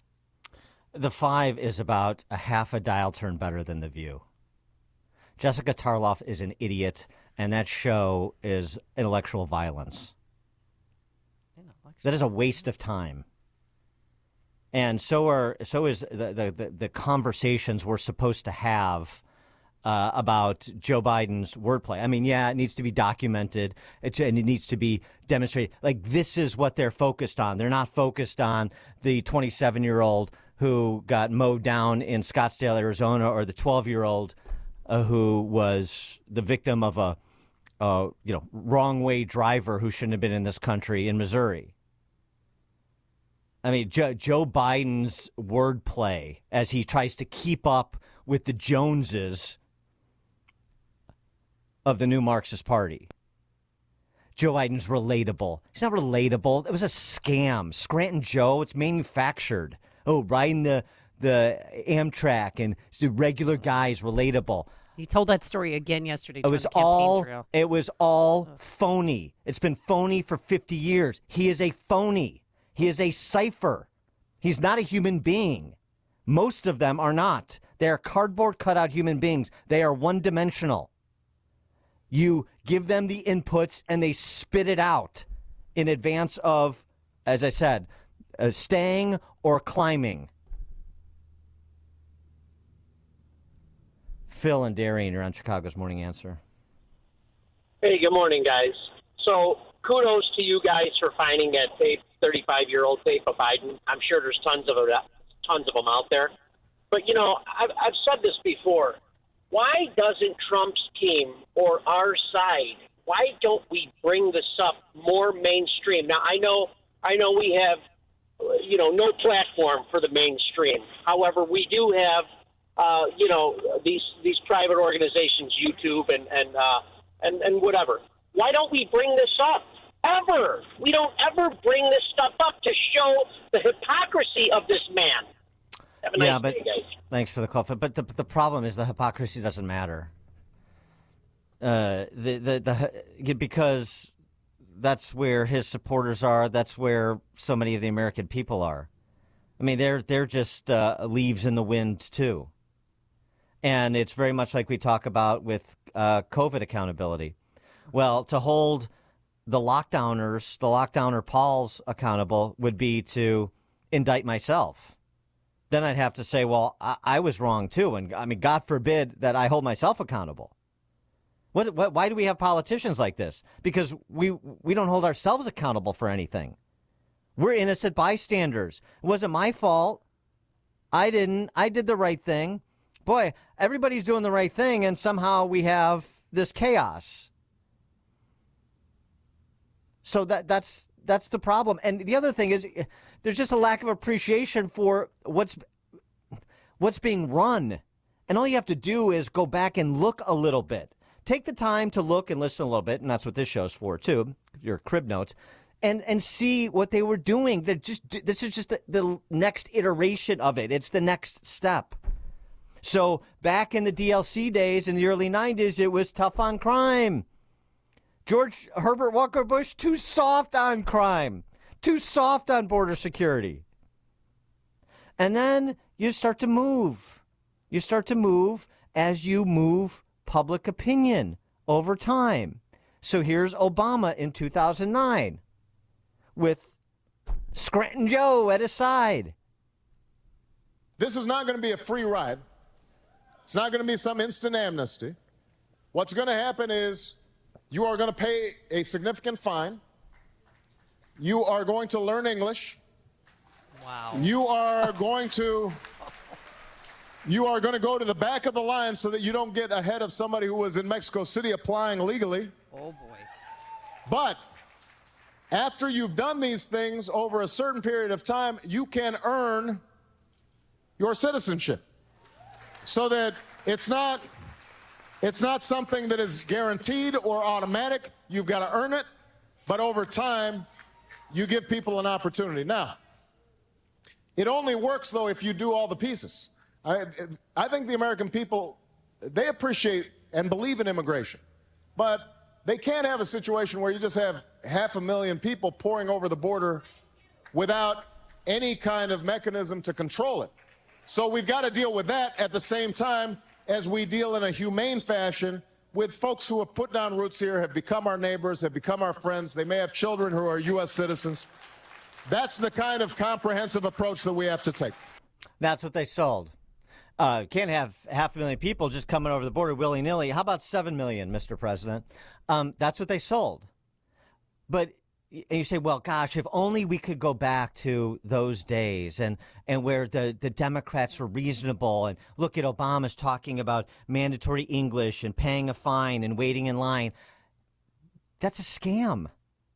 It was a scam then. It's been a scam the entire time, moving public opinion. So we moved public opinion from border security and kill squads against narco-terrorists in the early 90s to the time that Obama came around and identity politics was ascendant. Path to citizenship. But wait a second. I know. Don't pillory me. Wait a second. Path to citizenship, but we're going to vet it. We're going to have these requirements. They're going to have to get to the back of the line. And then what happened? 10 years of sanctuary city jurisdictions populating. And then it was, and comprehensive. And but we won't do anything if we don't get the path for dreamers. We're not going to cooperate with ICE. 4 years ago, it was defund ICE. In advance of Joe Biden's campaign, defund ICE. Every Democrat presidential candidate on that debate stage, sans Michael Bennet, the senator from Colorado, said yes to decriminalizing coming into this country illegally. Wait a second, I thought it was going to be we're back of the line and they become our neighbors and our friends, so that means they're vetted and they're peaceful and they're productive. We'll have this all. They're going to pay a fine. Oh, we got this whole comprehensive approach that we've put together. Bull jive. It was a scam from the world's best cipher for the radical left, Barack Obama. Let's sell them this, get the hands clapping, sound reasonable, middle groundish, and then just move public opinion.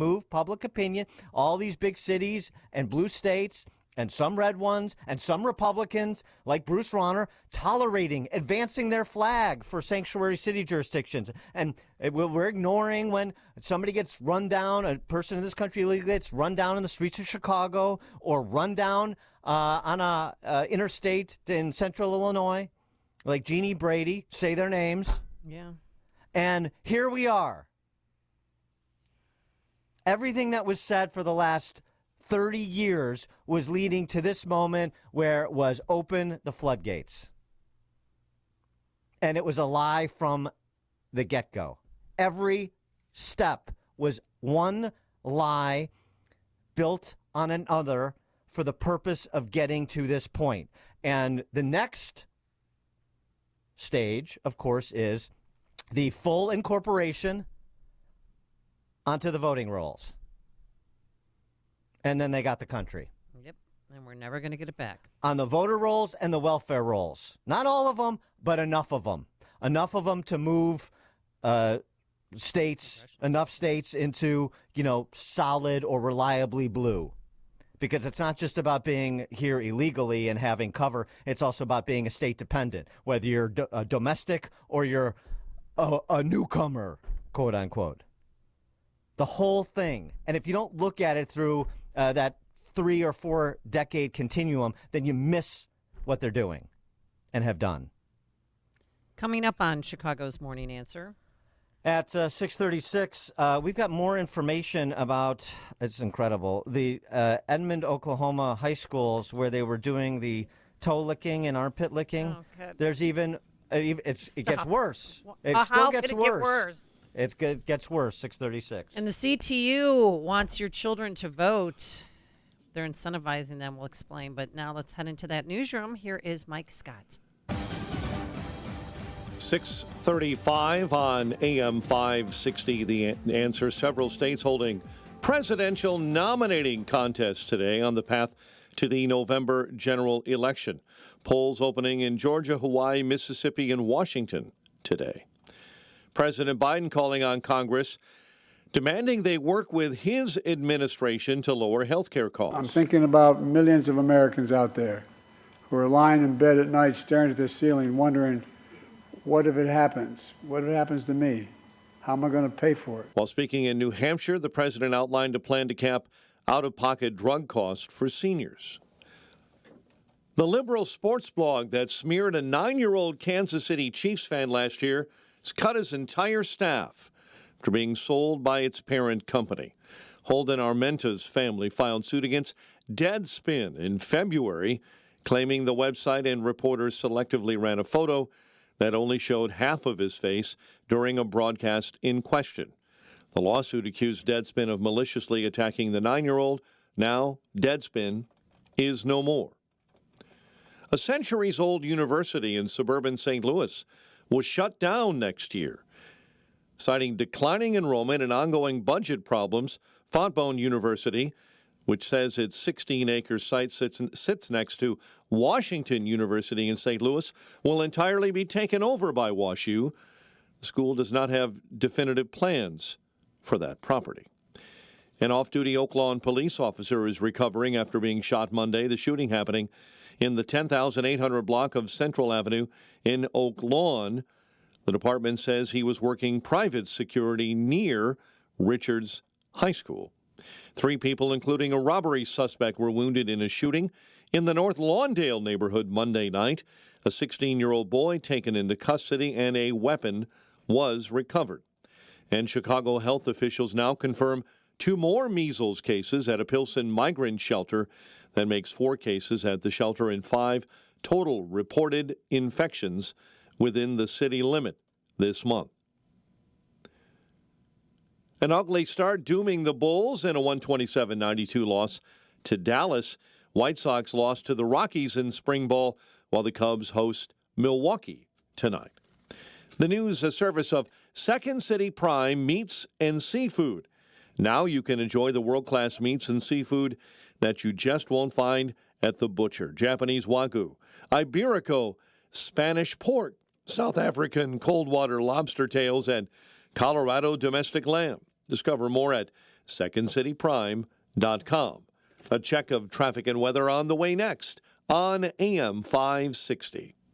The following is a paid political announcement. The Chicago Tribune has endorsed Dr. Kent Mercado for the 11th District. Dr. Mercado is on a mission to restore family values and norms. He's not just talking the talk, he is walking the walk. But what really sets him apart are those kitchen table issues. You know, the ones that keep you up at night. Rising costs, your family's health and safety, children's education. You deserve a dose of common sense. Vote for change. Vote for Dr. Kent Mercado, Republican for Congress in the 11th District. Paid for by Dr. Kent Mercado for Congress. Right now is a really good time to get your student loans under control. There are so many people that we talk to every day who tell us that they just feel so much anxiety and overwhelmed by their student loans. But once they pick up that phone and call us and we're able to give them a plan and a strategy that may lower their payment by hundreds of dollars, sometimes thousands of dollars, and may actually get their loans forgiven. The point is just to give people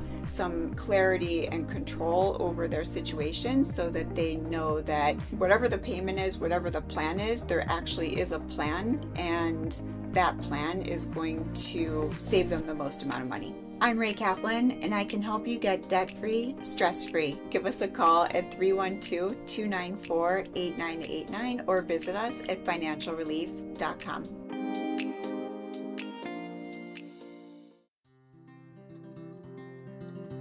Balance of Nature's fruits and veggies supplements, changing the world one life at a time. I was taking 16 different products a day, okay? My multiple, B-complex, I mean, you name it, I was taking it. My average cost per week was $150. That's $7,500 a year I'm spending on vitamins. And you have to have something whole like this product is. And I'm telling you, vitamins, they're crazy expensive. But this product, now I stand by this product. I stand by this 100%. You probably got the best supplement on the market. Call 1-800-246-8751 or go to balanceofnature.com and sign up as a new preferred customer. And for a limited time, get 35% off your first order, plus $10 off any additional sets with free shipping and our money-back guarantee. Go to balanceofnature.com or call 1-800-246-8751 and get this special offer by using discount code CHICAGO. Bad decisions limit future options. Make enough bad decisions and you'll destroy your life. Listen to The Flot Line with Rick Hughes this Sunday morning at 7. The Flot Line describes a main line of resistance in your soul built on God's Word. Listen this Sunday for inspiration, motivation, education, all without manipulation. That's The Flot Line with Rick Hughes this Sunday morning at 7 on AM 560. The Answer. Download the free Upside app to earn real cash back every time you buy gas. Use promo code RADIO for an extra 25 cents per gallon on your first fill-up. That's promo code RADIO. 641 Team Hochberg Traffic Center time is a service of Mattress Firm. Bonus savings on top brands and better sleep are all the buzz at Mattress Firm's Friends and Family Sale. Hurry in to save up to $700 with your extra discount. Plus, if you see a lower price, Mattress Firm will match it. Of course, restrictions do apply. Our big trouble spot this morning, the inbound Eisenhower. Right now, 2 right lanes are blocked with a car fire that's been put out, but cleanup continues inbound at York Road. Right now, it's over an hour and a half from 390 into the old post office and climbing. Delays on the Dan Ryan in the express inbound between Garfield and the Stevenson. DuSable Lakeshore Drive already backed up northbound right at Oakwood. Chicago's Morning Answer with Dan and Amy continues next. Now your official Chicagoland weather forecast. Partly sunny and breezy this morning, turning cloudy this afternoon and a high of 70. Partly cloudy and 48 right now. Your next news update is at 7. Chicago's Morning Answer continues next on AM 560, The Answer. Now, from the Signature Bank Studios, this is Chicago's Morning Answer with Dan Proft and Amy Jacobson.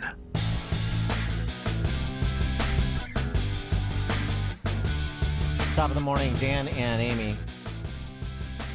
I mean, these schools in Edmond, Oklahoma, it's just... I don't know if I can stomach any more information about Edmond, Oklahoma right now. I mean, it is really quite something what's been going on there, and apparently how long it's been going on. So first it was this video that surfaced with high school students licking the toes of other students and maybe some adults, and then we find out, oh, they're like licking chocolate and peanut butter off, and this is all to raise money for philanthropic causes, which is what the school used to defend the events that took place in a high school gym at Deer Creek High School. Sexual in nature. It is appalling. And then we find, so this is the Edmond High School district, and there's more than one school, and apparently this was going on at all the high schools. Yeah. So then we get video. Well, it's more than the toe licking. Stop. We also feature armpit licking. Okay. You can lick chocolate and peanut butter out of the armpits and whipped cream. Yeah, it's so that apparently piques some interest in what exactly is going on. How long has it been going on, and how is it that nobody has called foul until these videos started surfacing? Does no one in this school district, on the school side, the family side, have any gosh darn sense? And whose parents would sign their kids up for this? Well, did they not even know? It's really interesting because according to this report that was done by the Fox affiliate down there, this has been going on for a while. And so it's increasingly difficult to believe that at least some parents didn't know. Once my name was called, I was so nervous, anxiety, like almost in tears because I did not want to have to do these challenges. Aside from licking toes, these are some of the other challenges or dares former students described to Fox 25. Somebody was nominated to stand in a trash can. This was after we had all eaten our lunch. Oh, no. And we all would pour our lunch on top of this person that was in the trash can. The bird feeding would consist of 4 students, and so the first student would have to drink something, put it in their mouth, and then spit it into the next person's mouth. Oh my God. And then spit it into the third person's mouth, and the fourth person had to swallow it. This is how former students say the dares chosen by student council would be assigned. Any student could bid on another student. Say a student didn't like me, they could put $100 on me to have to lick ketchup off of someone's face. And if I didn't have $100 to give to the philanthropy to get out of it, I would just have to be involved with it. It honestly felt more like hazing in a way, because if you didn't have money to get out of it, you were being forced to do it. Students claim those with money to buy out of dares had the upper hand. Most students can't afford that, especially the lower income. So it was definitely more of I think a bullying. I think they were targeting certain students. A former student from a wealthy family agrees. I had money to pay my way out, but some students weren't fortunate for that. Some students would choose to skip lunch, and then they were threatened with detention if they didn't go to lunch. So I would beg my parents for hundreds of dollars during that week to ensure I didn't have to participate in the challenges. The 2 former students are speaking from their own perspectives, understanding that not everyone will have the same viewpoint on the charity event. I don't want to speak for all of them because maybe some didn't care, but I know a lot of us did not want to do these and participate in them, and we couldn't pay it back. Now that we're older, seeing how wrong it is to have to pay $100 at a school to get out of licking someone's toes, you would think you wouldn't have to do that if you didn't want to, but they would always threaten us it's for charity, you have to do it. No one wants to lick stuff off of people's toes, even if it's for charity. 312-642 whole culture. And the thing was telling you, heard the one student say that that just the whole challenge, $100 to do this, as you heard, but then if you skipped lunch because you didn't have the money to pay out and you didn't want to do one of these grotesque challenges, then you'd get detention. Well, if you're getting detention, that's imposed by school authorities, so they know why you're skipping lunch, and they impose detention as a way to prevent people from skipping lunch and having to do the challenges or pay up so they can raise money. But hey, wait. It's all for a good cause. For the children, Dan. That's all we do. Well, I got to tell you, when the bird thing where you pass from it's disgusting. That's what fraternities do during Hell Week. I mean, and then them standing in the garbage can and then pouring their leftover lunches on them. I mean, what did they? I just kept thinking, what did they do during the COVID years? I don't think with masks on? I don't think that most fraternities and sororities could get away with what they're doing there. Nowadays, no. Back in the day, they could do much worse. Yeah, but and also, why would you do something that gross? It's another reason why I never joined a fraternity. It's a health risk too. That is disgusting. The germs. I mean, I am shocked. Well, this keeps getting worse and learning more information. It's disgusting, but the other thing is what you said before is you see this event that takes place in the gym, and it looks like a scene from Eyes Wide Shut. Yeah. It is just so wildly inappropriate, and you're talking about mainly minors. Licking kids. People. I know. And then their bodies, and then some of the girls are getting into it and flipping their hair. I'm like, okay, this is just child pornography. That's what this is. And shame on we've got to find out who in the heck started this tradition years ago. Well, Ryan Walters, who was on Fox, we had him had some of what he had to say the last time we raised this issue. So there's going to be an investigation, and we're going to find out all the responsible parties. I hope so, but I say again, Yeah, I mean, everybody who was a participant in this in the decision-making chain should be bounced. Yeah. But then also, too, I hope there's going to be some sort of commentary, some sort of inquiry and commentary about parents who knew with what you just heard from those students in that Fox affiliate reporting. How could parents not know? Maybe some.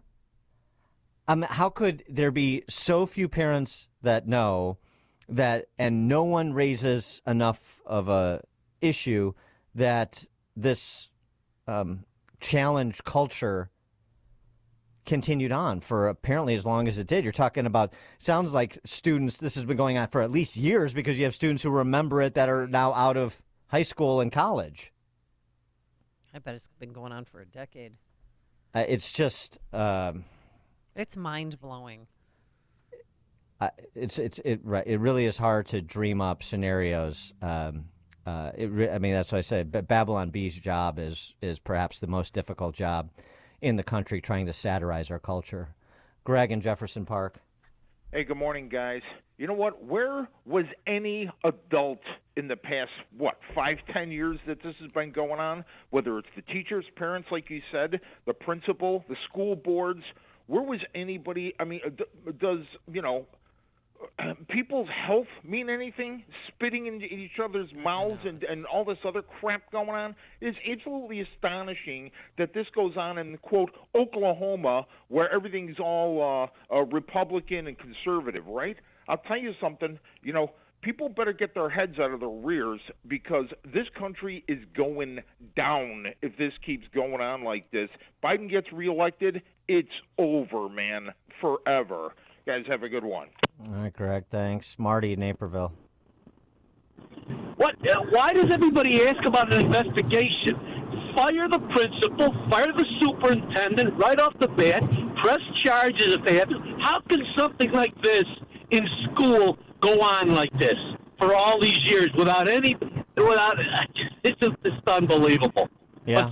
Thanks for the call, Mark. No, I mean, I agree. I mean, right. The buck stops at the superintendent. So you could do a first, I mean, depending on, what the contractual obligations are and so forth, you may have to do a pro forma investigation. But yeah, we know what the authority structure is. So superintendent and principals, you're gone for starters, and then we're going to work our way down the food chain. Pun intended. Rick in Downers Grove. Hey, good morning. The one that got me is the girl who said that from the wealthier families, they could buy their way out. Yeah. And I cannot imagine going to mommy and daddy and say, yeah, I need $500 today for lunch. It went up a little bit, and they don't question, like, what do you need that kind of money for to go to high school? Right. That's what got me. Yeah, no, it's a good point. Right. That's why it's impossible that some, if not many, if not most of the parents knew about this. That's just how we do it in Edmond, Oklahoma. I don't think that's going to fly. Dan and Amy, Chicago's Morning Answer. It's news, opinion, insight. This is Chicago's Morning Answer on AM 560. The Answer. All right. Can't wait to take it. Balance of Nature. Why? Well, not getting enough fruits and veggies on my own, and that's where Balance of Nature comes in. 31 whole fruits and vegetables, real food, real nutrition. If you take it, you'll have increased energy and the ability to keep doing the things you love even as you age. I'm addicted to my Balance of Nature. I don't want to live a day without it. So I feel good that I'm doing something for myself, and you can too. The number to call is 800-246-8751. That's 800-246-8751. Use discount code Chicago or online at balanceofnature.com. Discount code Chicago.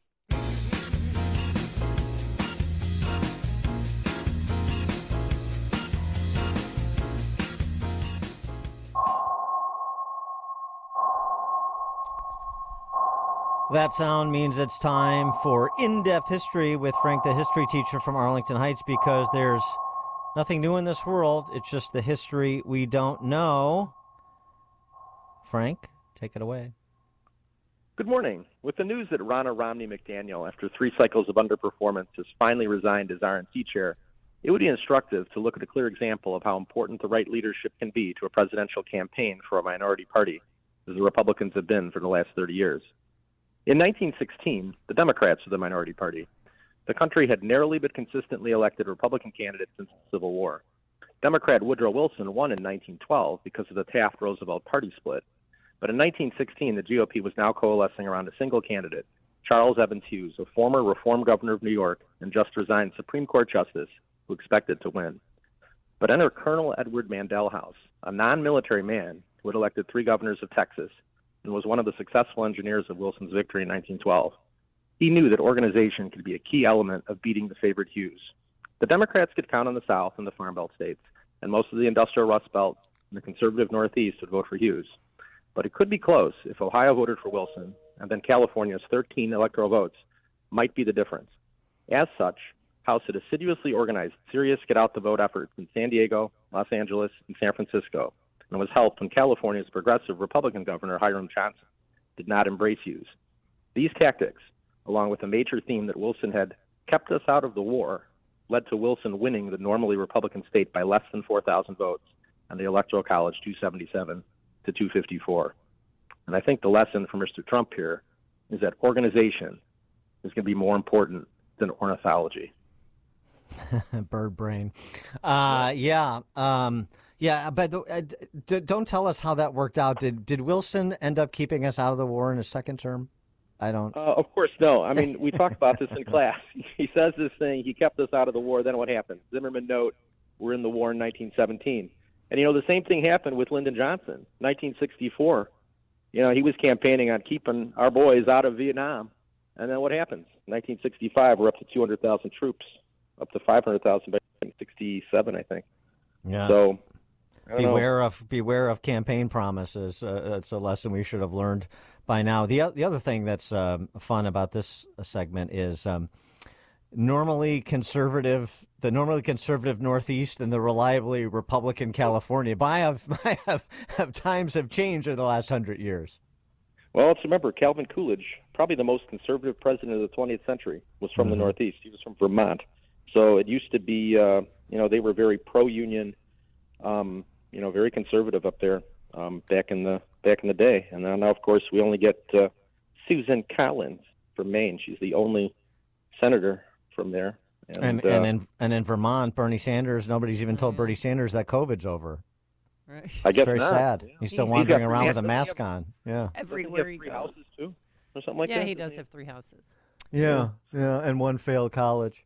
All right, Frank. Very good as always. We were talking about high school education. Well, where Frank teaches, his students are lucky. I assume you're not raising money by having kids lick peanut butter and chocolate off each other, right? Oh no, of course not. Yeah. Okay. Good to know. All right. Thanks, Frank. Dan and Amy, Chicago's Morning Answer.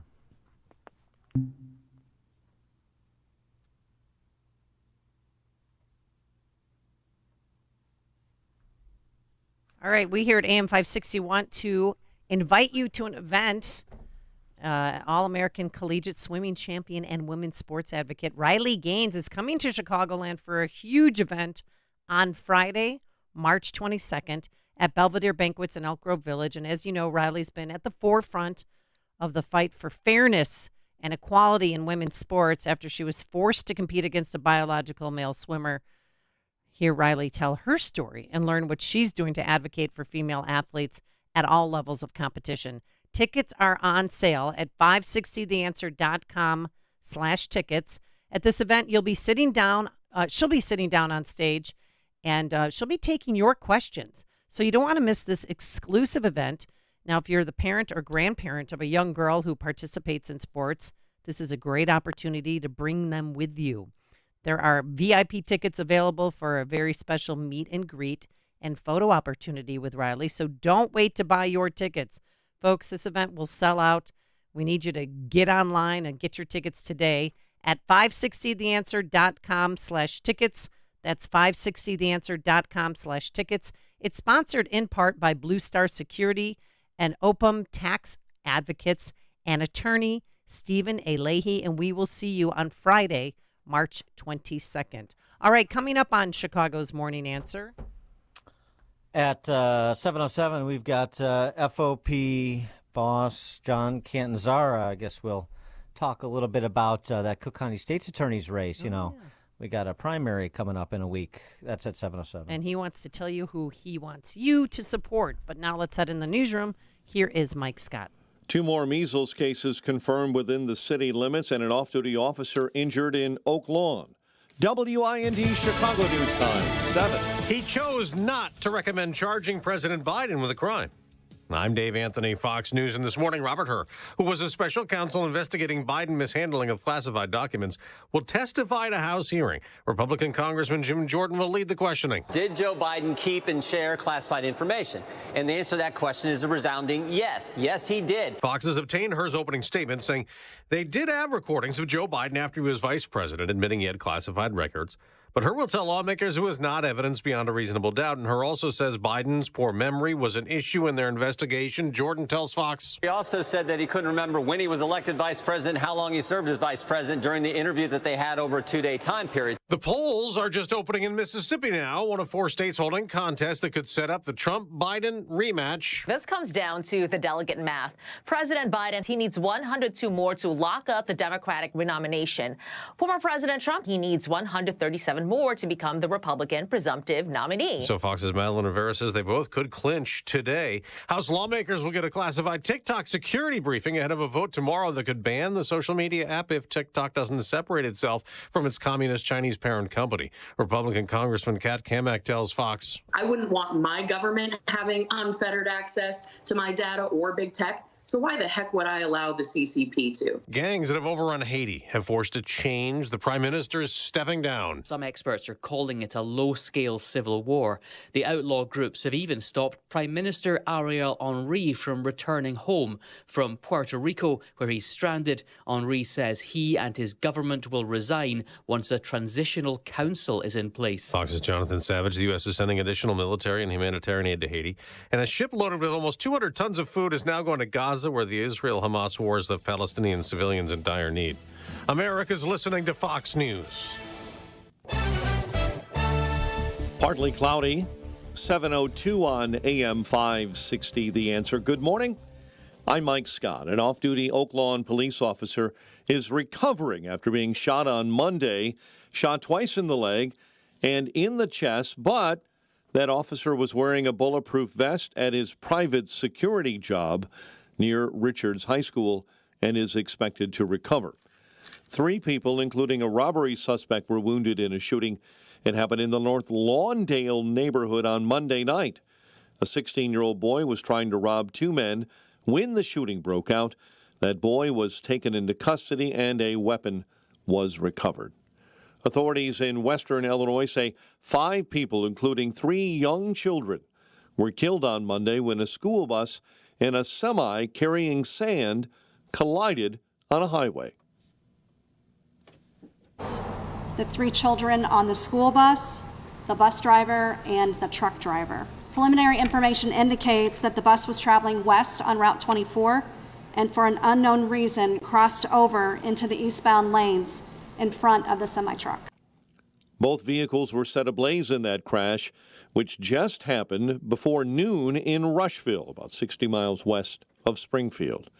Former Flossmoor Police Chief Gerald Jones is filing a racial discrimination lawsuit against the village. A full reading of those memos doesn't show one iota of a failing in law enforcement duties. Rather, it shows the kinds of race-based, hypercritical, micromanagerial criticisms I outlined before. Last week, Mayor Michelle Nelson said the ex-top cop was let go due to poor performance. But as you heard, the attorney for Jones, Cass Casper, claims the village has a pattern of racially discriminatory behavior. Area black police chiefs are rallying to the defense of Jones, a 17-year law enforcement veteran.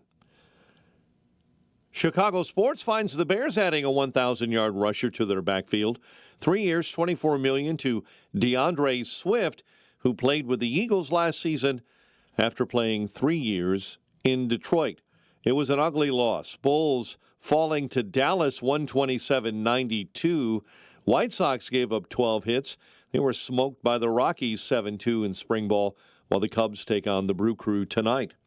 The news is a service of Del Bacchio Marchetti Group of Properties, Christie's International Real Estate, experts in the northwest suburbs and Chicago, with over $800 million in sales. You'll get the most value for your home. Call 708-828-0000. And a check of traffic and weather on the way next on AM 560. As a business owner, do you have a strategy for exiting your business? Most business owners don't. Studies done by the Exit Planning Institute show 75% of business owners who don't have an exit plan are dissatisfied with their exit, and 80% of businesses put to market never sell. Total Clarity Wealth Management understands the hesitation to discuss exiting. Will customers leave? Will competitors take advantage? Will key employees leave? That's why they offer confidential planning. Contact Anne Marie at Total Clarity Wealth Management. Discover what the financial foundation should be to pursue an exit that is satisfying. At some point, you are going to leave your business. Will it be on your terms? Total Clarity can show you the way to financial readiness and keep you on track. Anne Marie is a certified exit planning advisor. Visit TotalClarityBusiness.com. That's TotalClarityBusiness.com. Securities offered through LPL Financial, member FINRA SIPC. Investment advice offered through Total Clarity Wealth Management, Inc., a registered investment advisor and separate entity from LPL Financial. Texting enrolls you into recurring automated text messages. Consent not required to purchase. Message and data rates may apply. Hey, Dan, how you doing? Haven't seen you around the gym for a while. Yeah, I've really fallen off. Since I turned 40, I just don't get the results I used to get. Could be lower testosterone. Lower T. Yeah, I went through it a while back. Once you hit 40, your body has less free testosterone. I got Nugenix Total T, and it's made a huge difference for me. I've seen that on TV. Is it for real? Oh, yeah. The patented key ingredient is something called Testofen, which helps boost free and total testosterone levels to help you trim up and stay lean. And it's made a difference for you? Man, I feel like I'm in my 20s again, at work, in the gym, and in the bedroom. Are they still giving out complimentary bottles for people to try it for themselves? Yeah, you just need to send them a text. Text HIM to 321-321 right now for your complimentary bottle of Nugenix Total T, the #1 selling testosterone booster at GNC. Plus, text now and we'll include a bottle of Nugenix Thermo, our most powerful fat incinerator ever, to help you get back into shape fast. Absolutely free. Text HIM to 321-321. That's HIM to 321-321. When you're serious about your concealed carry training and education and are ready to learn from an active police officer with a teaching degree, check out Illinois Concealed Carry Training in Midlothian. You'll learn safe, responsible firearm use, home defense planning, conflict avoidance, situational awareness, and how to remain physically, morally, and financially safe in the event you must use your firearm in self-defense or the defense of another. Weekday and weekend classes available. I'm Sergeant Gary Carr, police firearms trainer and the owner of Illinois Concealed Carry Training. We'll arm you with what really counts: knowledge and training. All concealed carry curriculums are not created equal. This may be the single most important decision you'll ever make for yourself and your loved ones. Choose between 3 and 16-hour classes that are available both weekdays and weekends. We are your one-stop for concealed carry classes, fingerprints, and legal defense plans. Register for a class today and get 10% off class fees with promo code AM560. Visit IllinoisConcealedCarry.com. That's IllinoisConcealedCarry.com. 7:08 in Chicago. Let's get an update on the roads in our Team Hochberg Traffic Center. Inbound on the Edens, a heavy 40 minutes already. Lake Cook Road to the junction. The Kennedy, 90 minutes. O'Hare into the Burns Circle interchange. And recall the express lanes inbound shut down due to long-term construction, phase 2 of a 3-year project. On the Ike, due to a vehicle fire being cleared out of your way, you've got big delays on the inbound side, especially between Irving Park and York Road. And right now, it is almost 2 hours in from 390 into the old post office. But again, that is loosening up after they've taken that car fire out of your way. Solid traffic on I-57 in the Bishop Ford into the Ryan merge. 25 in on the Ryan, 95th into the Burns Circle. And you have a fuel spill accident on the right-hand shoulder inbound on the Ryan at 95th. Chicago's Morning Answer with Dan and Amy continues next. AM 560 Weather Center forecast with Gregory Patrick. Breezy and warm today with sunshine and areas of high clouds in the morning, then mostly cloudy in the afternoon with a high 69. Tonight, cloudy with a shower in the area and a low 48. I'm Gregory Patrick on AM 560. The Answer. In our QC Kinetics Weather Center, partly cloudy and 48 right now. Next news, 7:30. Chicago's Morning Answer continues next on AM 560. The Answer. Now, from the Signature Bank Studios, this is Chicago's Morning Answer with Dan Proft and Amy Jacobson on AM 560. The Answer.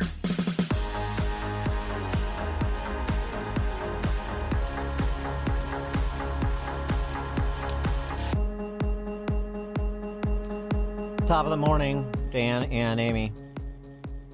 John Catanzara, the president of Chicago FOP Lodge 7, said he voted for Eileen Burke for state's attorney. Uh-oh. He also said that Clayton Harris would be a step up from Kim Foxx, which drew responses from both campaigns distancing themselves from John Catanzara for being complimentary. Right, yeah. The Burke campaign rejected his endorsement, called his comments inappropriate. I voted for you. That's inappropriate. That is hate speech. I don't feel safe. The spokeshuman for Burke's campaign, given the working relationship between the state's attorney's office and the Chicago Police Department, it was inappropriate for the FOP to issue this political statement. What? But here's my question, though. I mean, seriously. Oh, my God. The battered wife syndrome in Chicago and Illinois politics, please accept my endorsement. Oh, no, you're the police. So, no, we don't want it. I can't be affiliated with the police in a race in the Democrat Socialist primary for Cook County State's Attorney. And Cook County State's attorneys work with police and investigators. Okay. And then Burke's campaign claimed that Harris met with FOP leaders and asked for their support. Oh, the drama. And then Harris claimed that Burke's being funded by Republicans, and this is an example of it because Catanzara has been, said positive things about Republicans and Trump and was critical of Democrats. And I mean, it's such a soap. This is so Chicago. But I mean, my question, with all due respect, yes, sir, is why would John Catanzara? Why would he bother? I mean, he's this is the battered wife, the political version of the battered wife syndrome. Mm-hmm. Why are you wanting to help Burke? Why not just say not Harris, because that's a continuation of Fox, if that's what you believe, which is what I believe, or stay out of it altogether, or say, look, both of these people and Fioretti in the general election have to prove that they're going to represent a change in the way that laws are enforced in Cook County. So what do we have to go on? I mean, I guess we have Burke's judicial records, pretty thin, and we have Clayton Harris's statements, which are generally pretty concerning and pretty indicative that it will be a continuation of the same. Maybe he's slightly more competent, but he's still same policies, Preckwinkle backed and identitarian oriented. All right, well, let's talk to him. John Catanzara, Chicago FOP president. John, thanks for joining us. Appreciate it. Good morning. How are you? Good. So what are you doing? Yeah, what's up? Well, here's the simple thought. Remaining silent wasn't an option. We did that with the mayor's race, and look how that happened. It's just a fact, because if we don't say anything, if I don't say anything, and I represent 17,000 members, period, and if Clayton Harris ends up winning, the first thing I would be challenged for is not saying anything about this race. Why did we stay out of it? And I was at a forum, and this is probably the genesis of all of this, with the Michigan Avenue Retail Association. So it was all the hotel GMs, all the store owners, bigwigs along Michigan Avenue. And both candidates were there. And the reality is Clayton Harris prefaces this by saying, I understand the audience I'm speaking to when I say this, but he was asked about the shoplifting threshold for $1,000 against the statute, and he says he agrees with Kim Foxx's policy on that. I mean, How tone deaf can you possibly be Very. to say that to them? It'd be like saying I don't agree with a murder charge to a room of law enforcement officers. It was so stupid, but nonetheless, but he he's said telling it. the truth. But that's what he's going to do, though. No, That's his right. policy. But it's not stupid. What he's telling you, and what Eileen Burke is telling you, and what Clayton Harris is telling you, you don't matter. I don't understand why people don't get that. You don't matter. I'm here to present okay, yeah, I care about business people and so on and so forth, but you are down the pecking order. I have a constituency that has nothing to do with you and is more important than you. That's what they're saying to retailers. That's what they're saying to police. No. The judge, to be clear, the judge did not say that. Clayton Harris said that. I understand, but that's I get it. So Clayton Harris is saying it in this instance, but the judge is saying it in your instance. Well, no, the judge was very clear that she's going to follow the statute of felony shoplifting. No. In your interest in saying, John Canzara, I reject his endorsement. He shouldn't say he voted for me. I mean, I understand their statement. I mean, there is a fear, and you are right to some degree. It's a little ludicrous at this point that they're so fearful of being pro-law enforcement, and me specifically.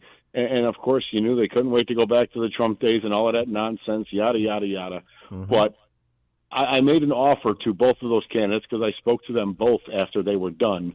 And I said, if you are interested, I will do everything I can to get a representative from every law enforcement agency in Cook County at the FOP for a forum where you can speak directly to every single police department in the county. Neither one of them took me up on that. So what does that tell you? There's a fear that, and I understand.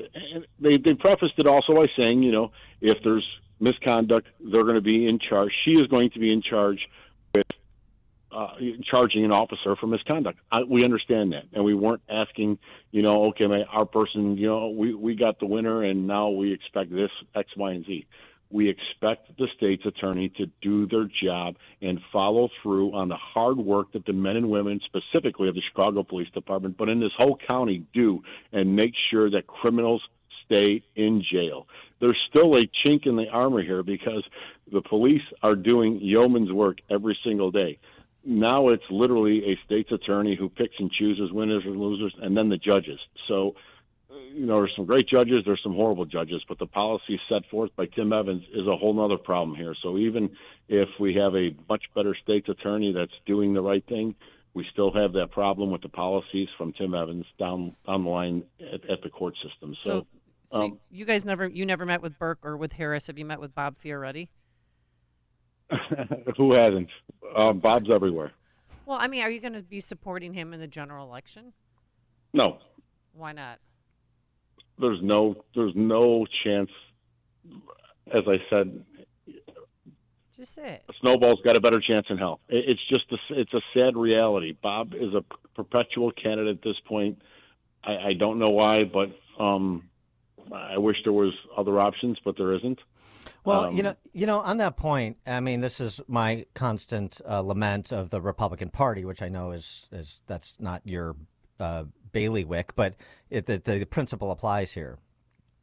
You see, these Republican donors coming in for Eileen Burke, like Craig Duchessois and stuff like that, just like we did with Vallis, and they completely don't understand the landscape, but that's fine. It's their money to waste. They can do whatever they want.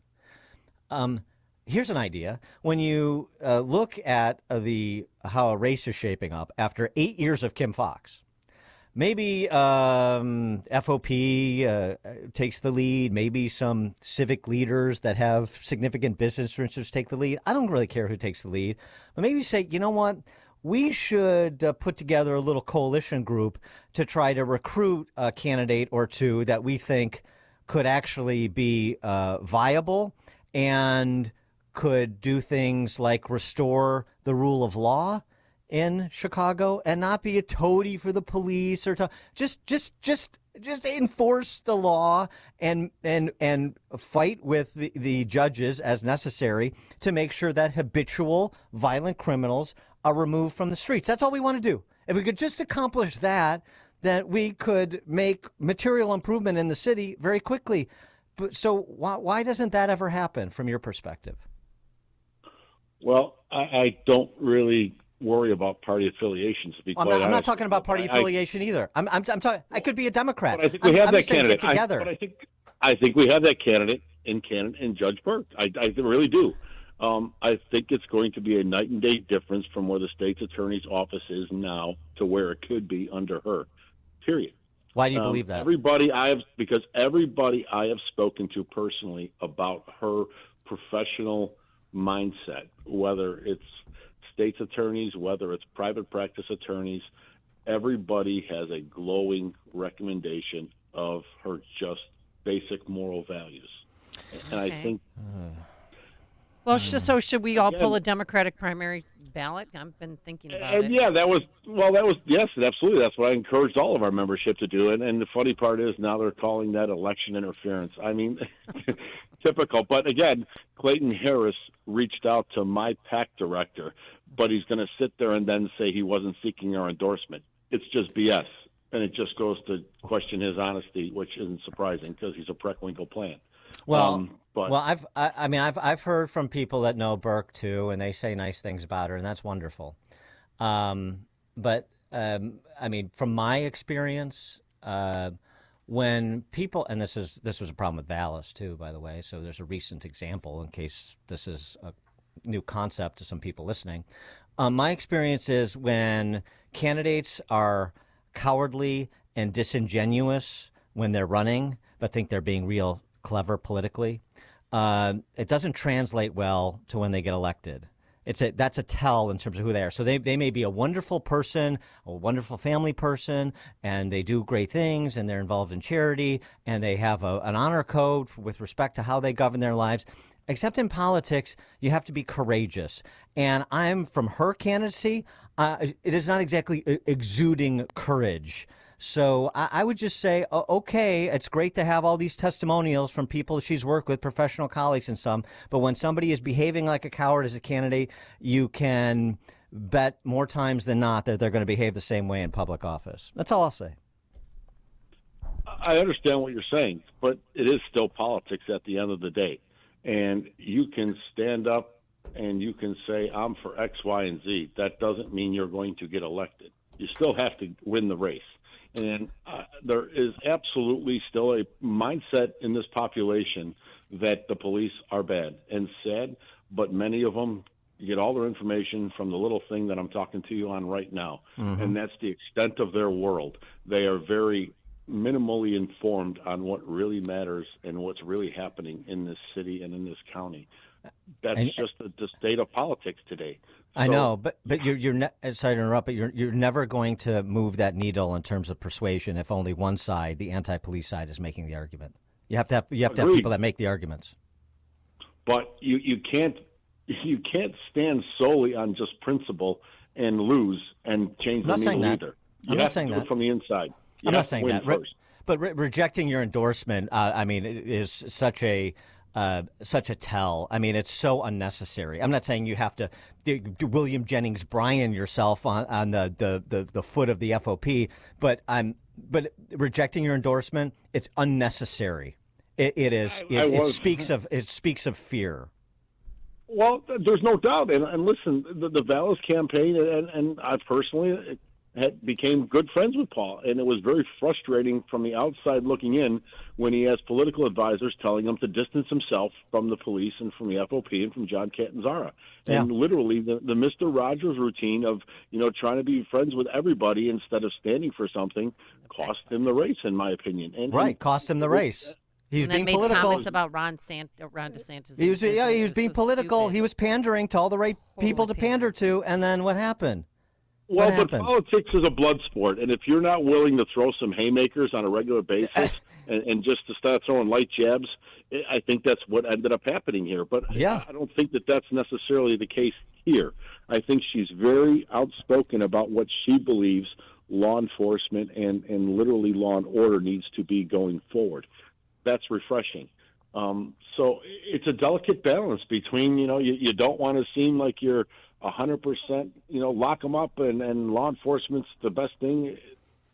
No, I got it. Are you going to run for mayor again sometime? Again, he didn't run Well, for the it. way- No, he didn't. You were thinking about it, though. I was strongly considering it, and he's already got me strongly considering it because I didn't think he'd really ruin this city until after the convention, but he seems to not be wasting any time whatsoever. Well, what about those violence interrupters? How are how's those that working going? out? Yeah. Oh, they're working out wonderful, aren't they? I mean, I can go on and on and on, especially about the pro-union mayor who couldn't be anything but more anti-union with every stance that he's taken. It's just, this guy is so clueless. He's taking advice from a guy who has no idea what he's doing in Jason Lee. I mean, nobody's even talking about a fundraiser still. It went literally half a day through a news cycle, a couple comments about it. Jason Lee's mother from Texas is doing fundraisers up here in Chicago. But literally, there's nothing to see here. I mean, it's just disgusting. What about? I mean, I know you were encouraged by the choice of Snelling for police superintendent, but I also recognize that, he operates at the pleasure of the mayor. But what is that relationship like? What's your assessment of the job he's doing? I couldn't be happier. We couldn't be happier. Okay. I'm not going to say everything's perfect, and I've had conversations with the superintendent. We've talked about certain topics. I wish there was a first deputy, number 2 in command. I think it's been quite a long time to this point to not have a number 2. That's the one, I think, resounding refrain that comes from our membership is, the structure of the upper echelon of this department needs to be squared away sooner rather than later, especially with the convention coming up so quick, which is going to be a whole nother level of insanity, I think, that this city's probably not expecting. We can talk in platitudes and loveliness, but I just don't think that that's what's going to end up happening in the DNC convention. Well, what about the shots? But I do look forward to protesting shoulder to shoulder with our brothers and sisters in Local 2 in the fire department. Yeah. Okay. And real quick, ShotSpotter. How is that a good tool for you and all the officers out there?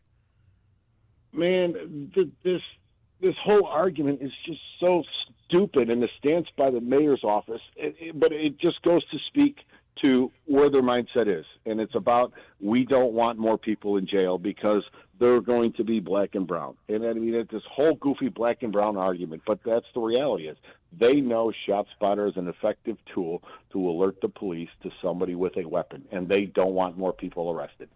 Full stop.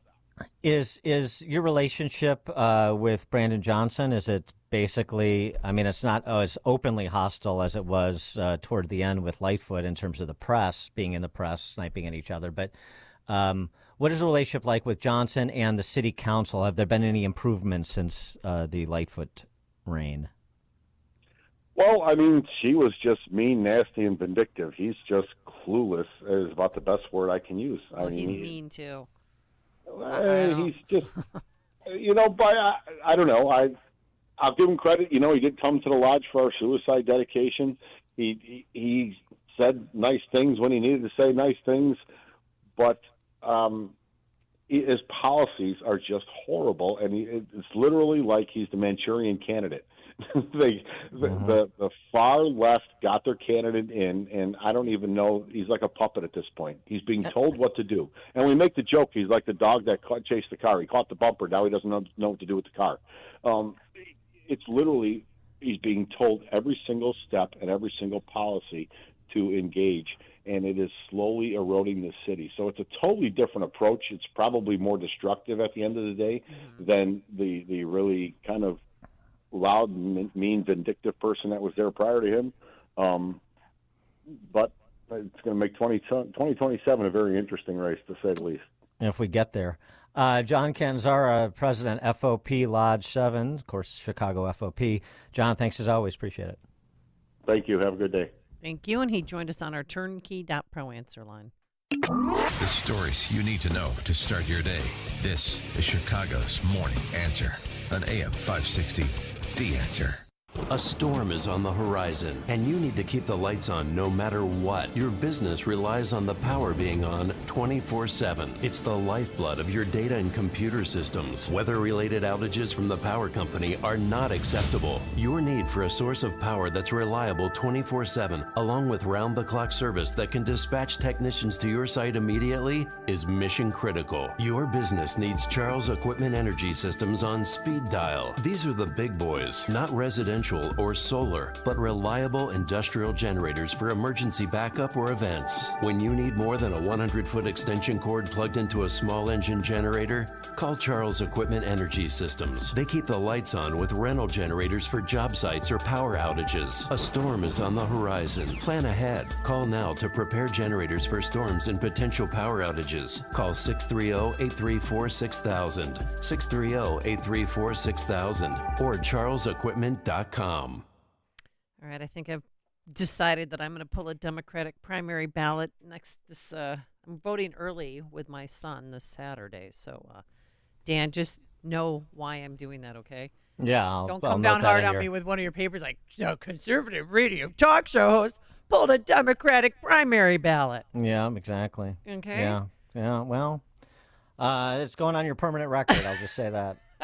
I know. It is. Well, now a lot of vacillation going on here. But one thing that I'm sure about is my use of balance of nature. Oh, yes, 6 capsules a day, 3 fruits, 3 veggies, and voila, I'm feeling good. I feel good that I'm doing something for myself, getting fruits and vegetables that I'm not getting on a regular daily basis because I don't eat properly. Sorry, don't have enough time to cook some fruits and to cook some vegetables and eat some fruits. So there's a wide variety of fruits and veggies, and there are 31 whole fruits and vegetables. So get the nutrition that your body needs.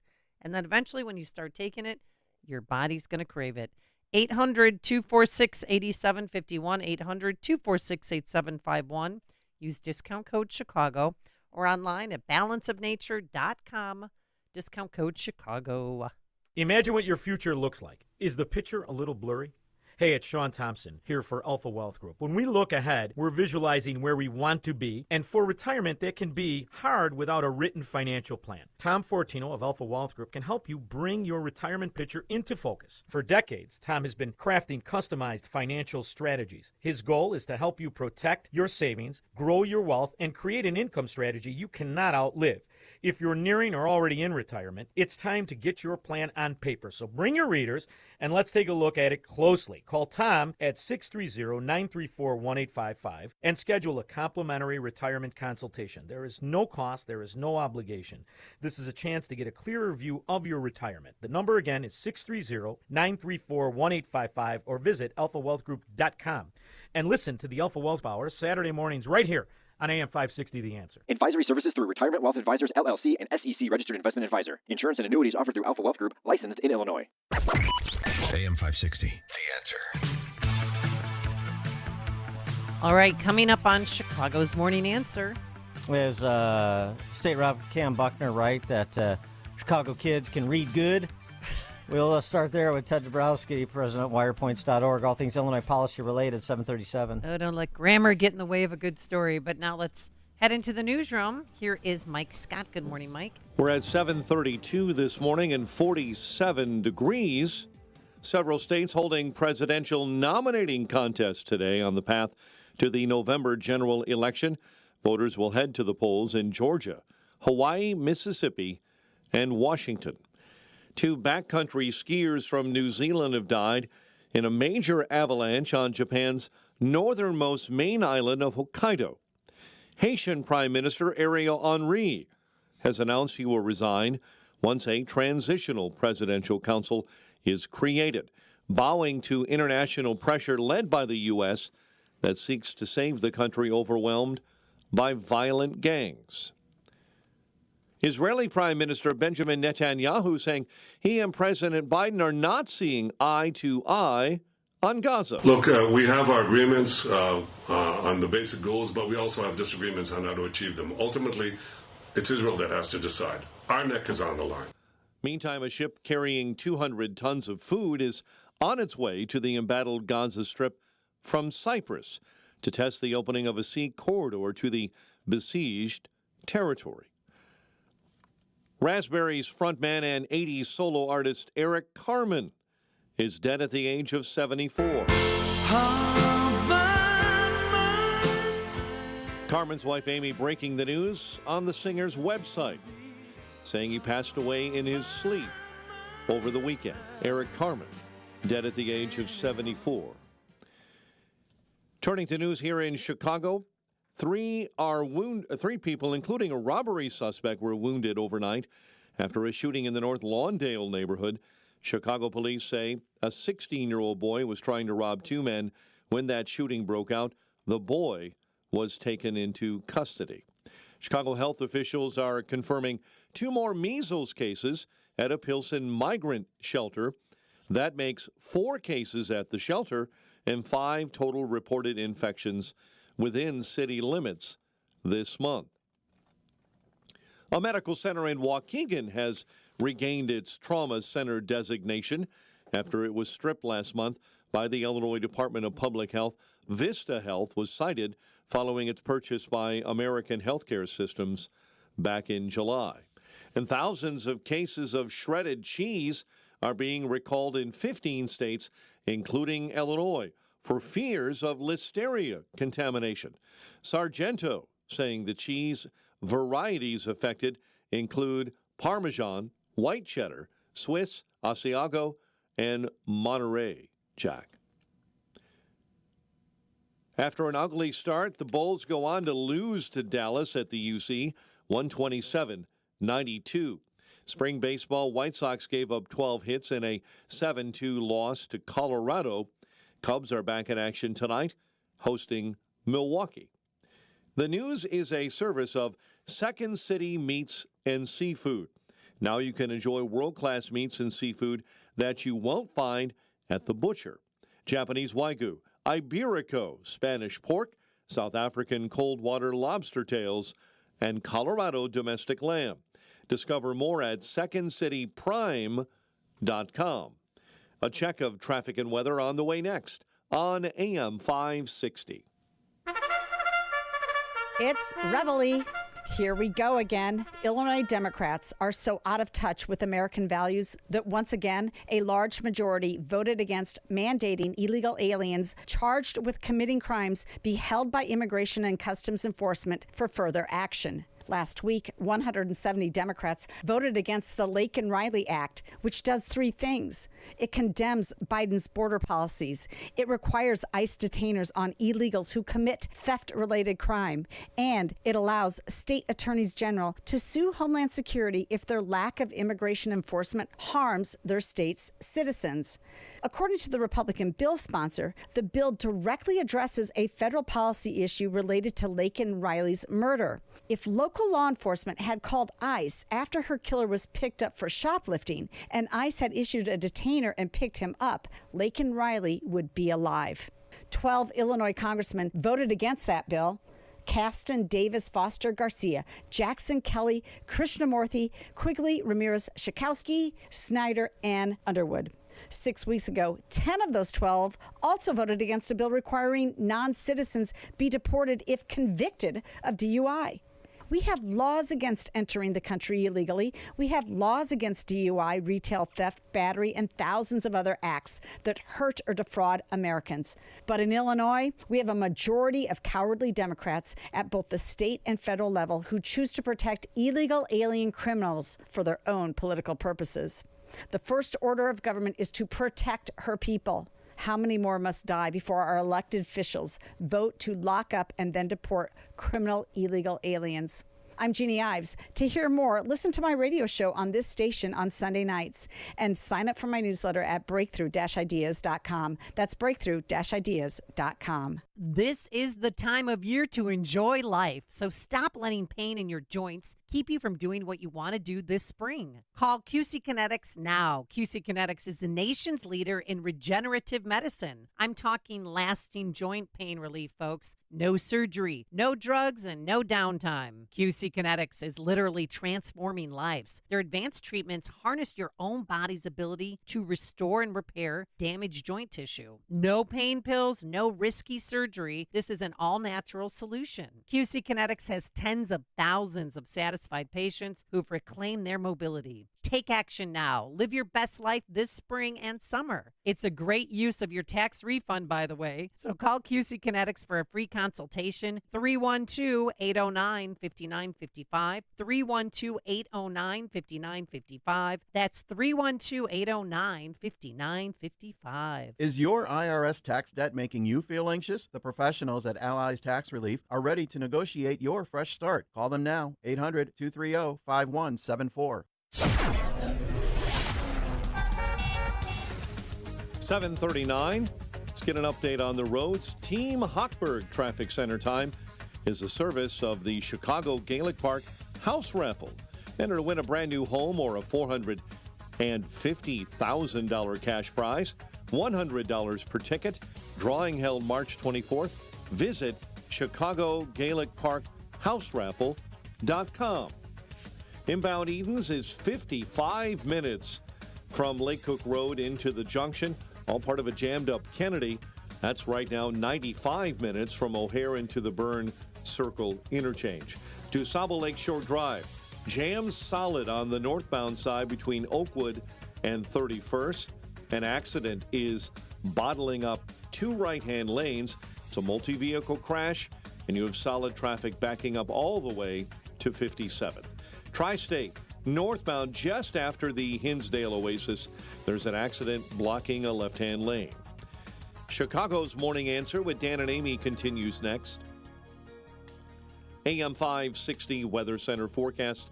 In our QC Kinetics Weather Center, partly sunny, breezy this morning, turning cloudy by the afternoon and a high of 70. Currently 47. Your next news update is at 8. Chicago's Morning Answer continues next on AM 560, The Answer.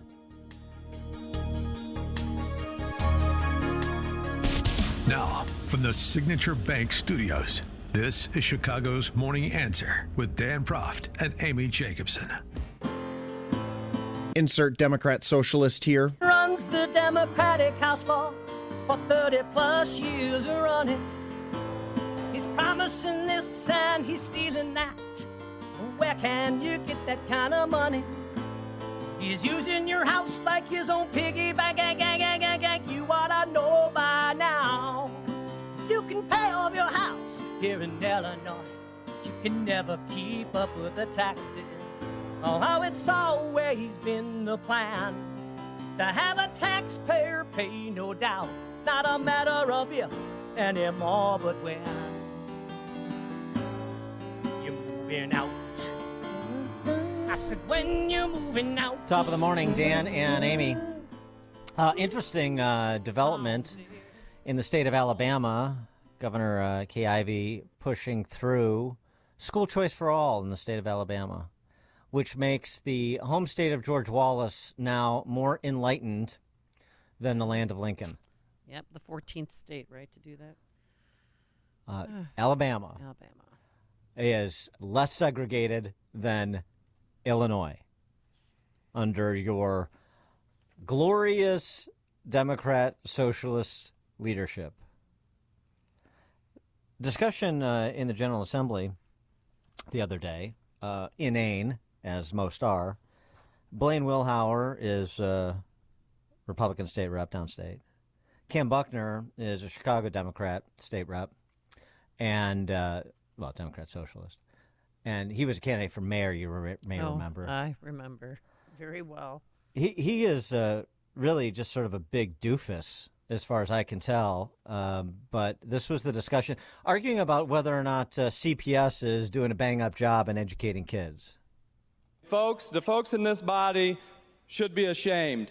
The vast majority of the Chicago's black students can't read. They can't do math at grade level. Because you will. First off, much like my my Chicago Public School classmate, Leader Evans. I'm a little flabbergasted at the gentleman from the 110th District's diatribe. As a Chicago black student who reads very well, I will say that for those in my district who have reading comprehension issues, I would welcome the representative to refund some of the money that Chicago sends to your district to help us out. So Chicago is the only school district in the state, not the only, but it's one of the few, certainly the biggest, that is primarily funded by state dollars, not local property tax dollars. So if you want to get into the business of refunding based on percentage that comes from local versus percentage that comes from state, Cam Buckner, CPS is going to get fleeced. So I wouldn't necessarily want to go down that road, smart guy, number one. Number two, it's a money problem. What are the numbers? We're going to get the numbers. We'll refresh our recollection. Let Ted Dabrowski give you the numbers since he's the numbers guy and I'm just a guy who rants on the radio. But we need an incrementally more money for CPS, and that's the problem with the failure to educate kids such that they're reading and doing math at grade level. I mean, the numbers among black students is they're under 1 in 5. So just a little bit more money. Cam, how much? How much do you need to turn it all around? Love to button him on that issue, but, he's a coward. I know he played football for Illinois, but he's just a big, dopey coward. Oh, yeah, and he wouldn't help at all during COVID and trying to get kids back on the gridiron. This is what Cam Buckner is up to, too, in the House when he's not telling everybody how well he reads. Legislation he sponsored. This is, for you scoring at home, there's so much legislation roaming around there you'd be very proud of. House Bill 4195 requires a contractor or person employed to deliver goods from a store or restaurant through a third-party delivery service to use a non-carbon emitting mode of transportation while making such deliveries. Translation, if you use a third-party delivery service like, I don't know, Uber Eats, is that a third party? Or one of the others that preceded Uber Eats, and you're in Cook County, because this applies to counties with a population of 3 million or more, so that's Cook County only. You got to use a bike. What? What's a non-carbon emitting mode of transportation? Yeah, a bike, walking, yeah. Yeah, scooter, bike. Electric scooter, yeah. Mm-hmm. So Divvy. Where's the electricity come from? It's indirectly a emitting mode of transportation. Cam Buckner is very worried about that. Among the many, and we've talked about some of the other great legislative measures that are bouncing around, mandating gay climate change propaganda in high school. I don't know if it's one or both, some mashup. DEI in med schools, making it easier for people in this country, in the state and country, illegally to get in-state college tuition, of course, so they can go to U of I like Cam Buckner did. But your kid with the 35 on the ACT and the 4.0 at Naperville North, sorry, he's not getting in. Nope. Mandate Chicago businesses hire security guards. That's on you. Provide for your security. Yeah, I thought you said tax dollars pay for my security. No, no. Then, removing Blackhawks and Redskins and all the other offensive nicknames in terms of high school mascots, all kinds of good legislation bouncing around, the kind of legislation that the majority of this state and certainly the city of Chicago support. That's why they send the likes of Cam Buckner down there. Ted Dabrowski, thanks for joining us. Appreciate it. Good morning, Dan. Good morning, Amy. So Cam Buckner reads well. How about the rest of the current class at CPS from K through 12? How are their numbers shaking out? Yeah, they don't do very well, and you got to wonder whether Cam Buckner reads well, but he's never reading what's happening at CPS, or he doesn't care, or he ignores it. It's hard to know, and I would like to think that a guy like Cam Buckner, as progressive as he might be or socialist, is that he would care about. I mean, this list of schools where 0 kids can read. You go to Hirsch Metropolitan High School, 0% of the black kids there can read at grade level. 0 can do math at grade level. Chicago Excel Academy, I like that name, Excel Academy, 0% and 0%. Fenger, 0 and 0. Dunbar, 0 and 0. Austin College, 0 and 0. I can just go down the list. Kids can't read, they can't do math, and it's broader than that when you look at just by South Side and West Side. On the South Side, just 8% of kids can do math at grade level. On the West Side, it's 7%. The Southwest Side, 7%. In other words, these kids are going to fail. I mean, obviously, some of them will rise out of this, but most will be trapped. And a guy like Buckner, he's a law school grad. He's a football player, Illinois. He's a successful guy by his own measures, and he had a chance to maybe not take on the state rep from downstate, Representative Willauer, but instead of taking him on, he could have said, "Hey, let's do something." Of course, that would never happen. He would never agree with Willauer from a political perspective. But these are chances for these guys to get engaged in the failure of CPS, and they don't. No, they just say that what failure? What failure are you talking about? And to the extent there's any failure, it's more money. I mean, it's worked for this long. They're sitting in the supermajority. Why would they stop? Why would they stop? Yeah. I want to ask you about, speaking of the CTU and CPS, this Friday, they're taking the kids out of school to march to the polls. It's called the Parade to the Polls. So they're going to have a little party, listen to political organizers and politicians and candidates, and then march to the polls. Is this legal for them to take kids out of school to do this? Well, they're claiming it's a nonpartisan thing. We're just teaching them about civics and engagement and voting. Yeah. But I tell you, people should see how well organized these guys are. Right? I mean, not only are they so well organized as a union, but then they're going in and taking the students out, taking them to learn how to vote and show them how to vote, take them to a rally. Part of that rally right now includes the Bring Chicago Home people who will say we need a tax hike on the sale of big buildings in Chicago. And the kids will learn and then, hopefully vote for that, and they become very good future CTU members. Did you read this thing? Yeah, there's one wrinkle to it, though. I mean, they're going to need some aid if and when they do vote because they can't read. So you want to make sure they select the right candidates. But they're so seductive in this letter that they were like, do you remember your first time voting? Were you nervous, excited, confused at what to do? Well, we have an answer for you. I mean, it's so disgusting. That's the thing that most ordinary Chicago residents have no clue of. I mean, of course they buy into most of this, but they also just don't know this stuff happens, and to the extent that it does. So this is why it's so entrenched. We have the primary next Tuesday, and nothing will change other than we'll either become a little bit more progressive and a little bit more socialist, or stay about the same. I got some other exciting legislation. I don't know if you've got anything, if you've picked out your favorite yet of what's bouncing around Springfield. But there's Kaler, Senator Kaler. He's sponsoring legislation, Senate Bill 1556, which mandates that two state regulators, the Illinois EPA and the Illinois Pollution Control Board, establish a clean transportation standard and reduce the use of carbon-based fuels by Illinois drivers on our roads. The two agencies would assign state-mandated deficits to fossil fuels like gasoline and diesel, which for consumers means they will pay more every time they put those products in their vehicles. Good. He's sort of flying information with Cam Buckner, eliminating carbon-emitting modes of transportation when it comes to delivering food. This is wonderful. Now, this will increase the cost of gas in the state, but, to save the planet. Oregon, the examples provided by a trade association here, Retail Fuel and Retailer Association. Oregon clean fuel mandates added 7 cents a gallon to a gallon of gas.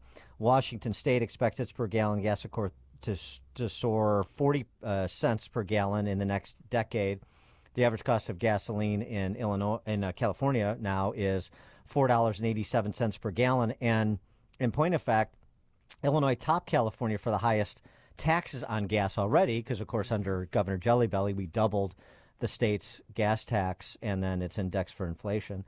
So we're going to chase down California. Is what I'm hearing from the Cam Buckners and the David Kahlers, and this is all good.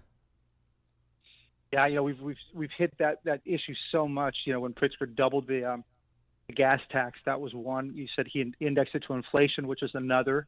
And what most people don't know is that we have two taxes on gasoline in Illinois. How about a third? Let's make a third. Let's make it a third. And so get a third. We have this sales tax on it, where as the gas prices go up, the tax goes up. So now let's add on more.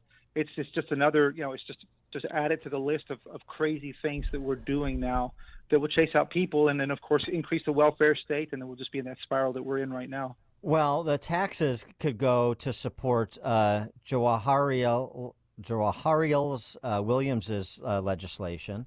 This is, for those of you scoring at home, that's House Bill 4929. That would amend Illinois' insurance code, provides that a group or individual policy of accident and health insurance or managed care plan that is amended, delivered, issued, or renewed on or after January 1st of next year shall provide coverage or reimbursement for gym memberships. It's the gym full employment program. It's the gym backdoor bailout. The coverage or reimbursement required on the provisions is $50 a month. So now we're going to mandate $50 a month rebate from your health insurance provider as it pertains to your gym membership. That won't quite cover the cost at East Bank, but maybe at some other places. And we can use the money that we're saving from, the money that we're taxing from on gas to fund the gym memberships that allow people to walk or ride a bike when they deliver food. You see how it all fits together? Yeah. Just tie it all together. Yeah. I mean, they're really thinking this is what we call comprehensive lawmaking, Ted. We're good at it. Now, what's interesting too is that insurance is no longer insurance. It's just got embedded a bunch of fixed fees in it that we pay for. So we forget the word insurance. And how about the Bear Stadium? We got to mention that. So the Bears now looking at that south parking lot for a dome stadium. It cost $5 billion, and maybe looking for $2 billion in financing from the state. Combined with the White Sox need $1 billion, and all of a sudden I'm hearing word out of Springfield that the Democrats are softening to the idea of taxpayer underwriting of a new Bear Stadium, because of course you want to keep them in Chicago. I assume season ticket packages will be in the deal for legislators. And then White Sox is the same deal. Let's combine the ask into one big deal. Let's run the old Sports Finance Authority. Everybody's a winner. The Lakefront, the South Loop, and Chicago and Illinois. I mean, except the taxpayers. What could go wrong, right? What could go wrong? Yeah. So the Bears are saying, hey, they'll chip in $2 billion. Which means that there's a whole bunch more to be spent, right? Because they're saying they'll chip in and they want to make it, quote, a public-private investment. And it doesn't include the White Sox in that. So at some point, the White Sox are going to have to say, well, here's our bit that we want in too. And the question is, and I think you had somebody on the show the other day, these investments in stadiums from a public perspective are not good. And we don't know eventually what happens, but this is, again, just more and more of the making the state, meaning the taxpayers, pay more and more of these burdens for some people to enjoy. I mean, it's really cool, right? I mean, everybody'd love to have a great indoor stadium in Chicago. I mean, some people want the outside, but here you go again, more public debt, more taxes, and it just keeps adding up. And we still owe $500 million for the first Bears project that took place 20 years ago. And now, according to the Sun-Times, they're urging the Bears to consider Michael Reese Hospital site for the Dome Stadium to avoid any lakefront legal battles. Such drama. Well, I'll tell you, I mean, maybe if the city threw in, they could co-locate one of those Gimme Dad grocery stores that Brandon Johnson's going to set up, and maybe put a Gimme Dad gym next to it. Some Gimme Dad housing for the migrants. Really big ones. Yeah. I mean, I see the master plan coming into focus. This is exciting times. Ted Dabrowski, President WirePoints, wirepoints.org, all things Illinois policy related. Thanks, Ted. You guys have a great day. Thanks, you too. And he joined us on our turnkey.pro answer line. Listen to Dan and Amy on your smartphone. Download the AM 560 mobile app today at 560theanswer.com. BizTrack.com/mobile. Do you own a business? Are you aware that your business could be hijacked right from under you without your knowledge? Yes, hijacked. Here's how. Fraudsters pretend to be owners and officers of your company by filing false statements of information with the Secretary of State. They essentially become you. That is frightening. BizTrack from Capital Oversight can help defend you and your business and keep you from losing everything. BizTrack offers the most proactive real-time business identity theft solution. BizTrack actively monitors your business information 24/7. It detects any changes that may impact your operations and immediately notifies you by phone, text, or email. Don't leave your business exposed any longer. Secure your business. Secure your future. Trust BizTrack from Capital Oversight. Go to protectmycorp.com right now. That's protectmycorp.com or call 855-417-1700. Don't delay. Let BizTrack protect your organization from identity theft. Hi, it's Scott Tucker, host of Retirement Dakota with Scott Tucker, heard on AM 560 on Sundays at 8 a.m. and again at 5 p.m. I want to offer you a free copy of my latest book, Escape Illinois, Should I Stay or Should I Go? To get your free copy of my latest book, Escape Illinois, Should I Stay or Should I Go? Just go to retirementdakota.com. That's retirementdakota.com. And please listen every Sunday at 8 a.m. and again at 5 p.m. on AM 560, The Answer. AM 560, The Answer. All right, today partly sunny, a beautiful day, a high of 70 degrees. It is now 8 a.m. WIND Chicago. Inflation has ticked back up. I'm Dave Anthony, Fox News. After a big drop from the 2022 peak of price spikes. The Consumer Price Index rose 0.4% in February as expected. Core inflation, excluding food and energy, also rose 0.4%. On an annual basis, the Consumer Price Index rose 3.2%, stronger than forecast and up from January. Fox's Ginny Casolo. In an hour, House Republicans will focus on President Biden's fitness for office. Joe Biden forgot when he was vice president and other pertinent information of his life. Congressman Andy Biggs tells Fox they'll ask Robert Hur about that, questioning the ex-special counsel investigated Biden mishandling of classified documents. Democrats calling it a political hit job. Republicans insist it raised real questions about the president's cognitive abilities. Today, we do have Hur's opening statement. He's going to tell lawmakers, quote, "We identified evidence that the president willfully retained classified materials after the end of his vice presidency." Now, Hur in the same report said he was not going to charge Biden based off of the investigation, that there wasn't enough evidence. Lawmakers are likely to press Hur, though, to further examine what he thought of Biden's memory of those documents and his time in the White House prior. Fox's Mark Meredith at the White House. Lawmakers will also get a classified briefing today on TikTok and the surveillance risks posed by the company's Chinese ownership, ahead of a vote tomorrow on a bill to ban TikTok unless the social media app separates itself from China. Former President Trump's wary, saying that'll help Facebook, which he calls the true enemy.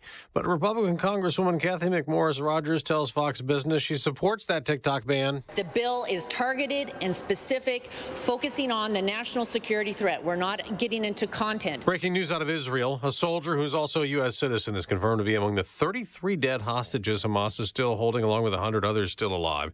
People will vote for president in 4 states today, contests that could set up the Trump-Biden rematch they could clinch today. America's listening to Fox News. Outside 47 degrees, partly to mostly sunny right now at 8:02 on AM 560. The Answer. Good morning. I'm Mike Scott. Opponents of the so-called Bring Chicago Home real estate transfer tax, the millionaire's tax, filed an appeal Monday to the Illinois Supreme Court, again placing the referendum's fate in judges' hands. Attorneys for the Building Owners and Managers Association of Chicago repeated arguments in their appeal that the referendum illegally forces voters to approve or reject 3 separate policies in one question. The referendum question includes a tax cut and 2 tax raises for real estate transfers of 3 different values. We're hearing a final decision on the ballot's future could come before the primary election next week. An off-duty Oak Lawn police officer is recovering after being shot on Monday. It happened along Central Avenue in Oak Lawn. The officer was shot twice in the leg and then in the chest, but was wearing a bulletproof vest and is expected to recover. The officer was working private security near Richards High School. 3 people, including a robbery suspect, wounded in a shooting in the North Lawndale neighborhood Monday night. A 16-year-old boy was taken into custody and a weapon was recovered. An ugly start dooms the Bulls in a loss to the Mavericks, 127-92. Spring baseball, White Sox lost to the Rockies, 7-2, while the Cubs are back in action when they host Milwaukee tonight. The news, a service of Salem Surround, a local digital marketing agency. Go to surroundchicago.com today. 8:03, time for the AM 560 Business Beat, a service of Signature Bank. Visit signaturebank.bank for all your commercial banking needs. Now, the latest from the Fox Business Network. I'm Liz Clayman, and this is the Fox Business Report. Wall Street will be reacting today to the Consumer Price Index for February. Small business owners are expressing less confidence in the economy and say the future path of inflation has returned as a top concern because the prices of services are still high. The National Federation of Independent Business Optimism Index declined in February. Alaska Air Group is holding up better than expected. The airline says it will lose money in the current quarter, but about half as much as forecast. Alaska's fleet of previously grounded Boeing 737 MAX planes have returned to service. Southwest Airlines says it likely lost money in the recent quarter, though it will return to making a profit this month. It expects to end the year with a reduced headcount, though. That's your Fox Business Report. I'm Ginny Coselda, invested in you. AM 560 News Time, 8:05. We'll have a check of traffic and weather coming up next on AM 560. This is Seth Leibson of 960thepatriot.com for Town Hall. It's Joe Biden versus Donald Trump, Redux. That's the race for the presidency. If Joe Biden were not going to be the nominee, word would have leaked by now. For anyone who is undecided, we have something rare in politics, a controlled experiment, the tenure of both a Trump and a Biden presidency. Under Trump, we had a growing economy reaching and helping everyone. Fuel and food prices were down, our allies confident, and our enemies contained. You had illegal immigration receding and drug deaths, while too high, in the 5 figures annually. Under Biden, we had record inflation and spending, allies invaded and attacked, our enemies on the march rewarded with billions of dollars, illegal immigration skyrocketed, our border obliterated, and deaths of despair have reached into the 6 figures annually. The truth is this: there is not one single index of domestic or foreign policy under Biden that is better than during the Trump years. The choice should be clear. I'm Seth Leibson. Texting enrolls you into recurring automated text messages. Consent not required to purchase. Message and data rates may apply. Hey, Dan, how you doing? Haven't seen you around the gym for a while. Yeah, I've really fallen off. Since I turned 40, I just don't get the results I used to get. Could be lower testosterone. Lower T? Yeah, I went through it a while back. Once you hit 40, your body has less free testosterone. I got Nugenix Total T, and it's made a huge difference for me. I've seen that on TV. Is it for real? Oh, yeah. The patented key ingredient is something called Testofen, which helps boost free and total testosterone levels to help you trim up and stay lean. And it's made a difference for you? Man, I feel like I'm in my 20s again, at work, in the gym, and in the bedroom. Are they still giving out complimentary bottles for people to try it for themselves? Yeah, you just need to send them a text. Text HIM to 321-321 right now for your complimentary bottle of Nugenix Total T, the #1 selling testosterone booster at GNC. Plus, text now and we'll include a bottle of Nugenix Thermo, our most powerful fat incinerator ever, to help you get back into shape fast, absolutely free. Text HIM to 321-321. That's HIM to 321-321. Everyone knows that crime is on the rise. It's imperative that law enforcement agents have the information they need to keep citizens safe and protect themselves as well. If you are a sworn law enforcement agent certified in the state of Illinois and working for an agency in Illinois, you might be interested in this announcement. Would you like to have an on-the-job decision-making tool at your fingertips?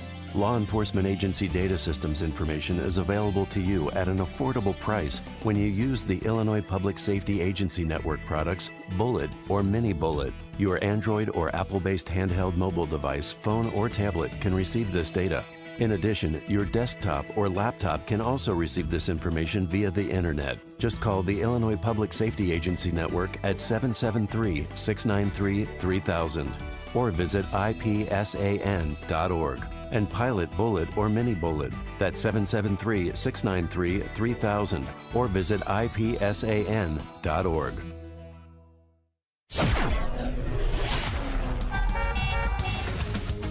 It's 8:08. Let's get an update on the roads. Team Hochberg Traffic Center time.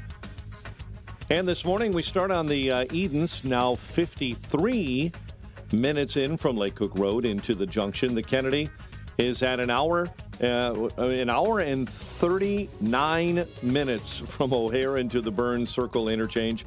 Just a mess this morning. Of course, all closed to that long-term construction. Those are the express lanes inbound between Montrose and Ohio-Ontario feeder. And things on the Eisenhower, also a mess this morning, all due to that West End car fire near York Road. 85 minutes in, 390 into the old post office. Stevenson inbound, it's an hour in from 355 into DuSable Lakeshore Drive. And you have an accident on the exit ramp inbound on the Stevenson to the Dan Ryan. Chicago's Morning Answer with Dan and Amy continues next. AM 560 Weather Center forecast with Gregory Patrick. Warm and breezy today with sun and areas of high clouds in the morning. Quite cloudy during the afternoon with a high 69. A shower around tonight, otherwise mostly cloudy and mild with a low 48. I'm Gregory Patrick on AM 560, The Answer. 39 in Aurora, 47 at O'Hare, and your next news update is at 8:30. Chicago's Morning Answer continues next on AM 560, The Answer. Now, from the Signature Bank Studios, this is Chicago's Morning Answer with Dan Proft and Amy Jacobson on AM 560, The Answer.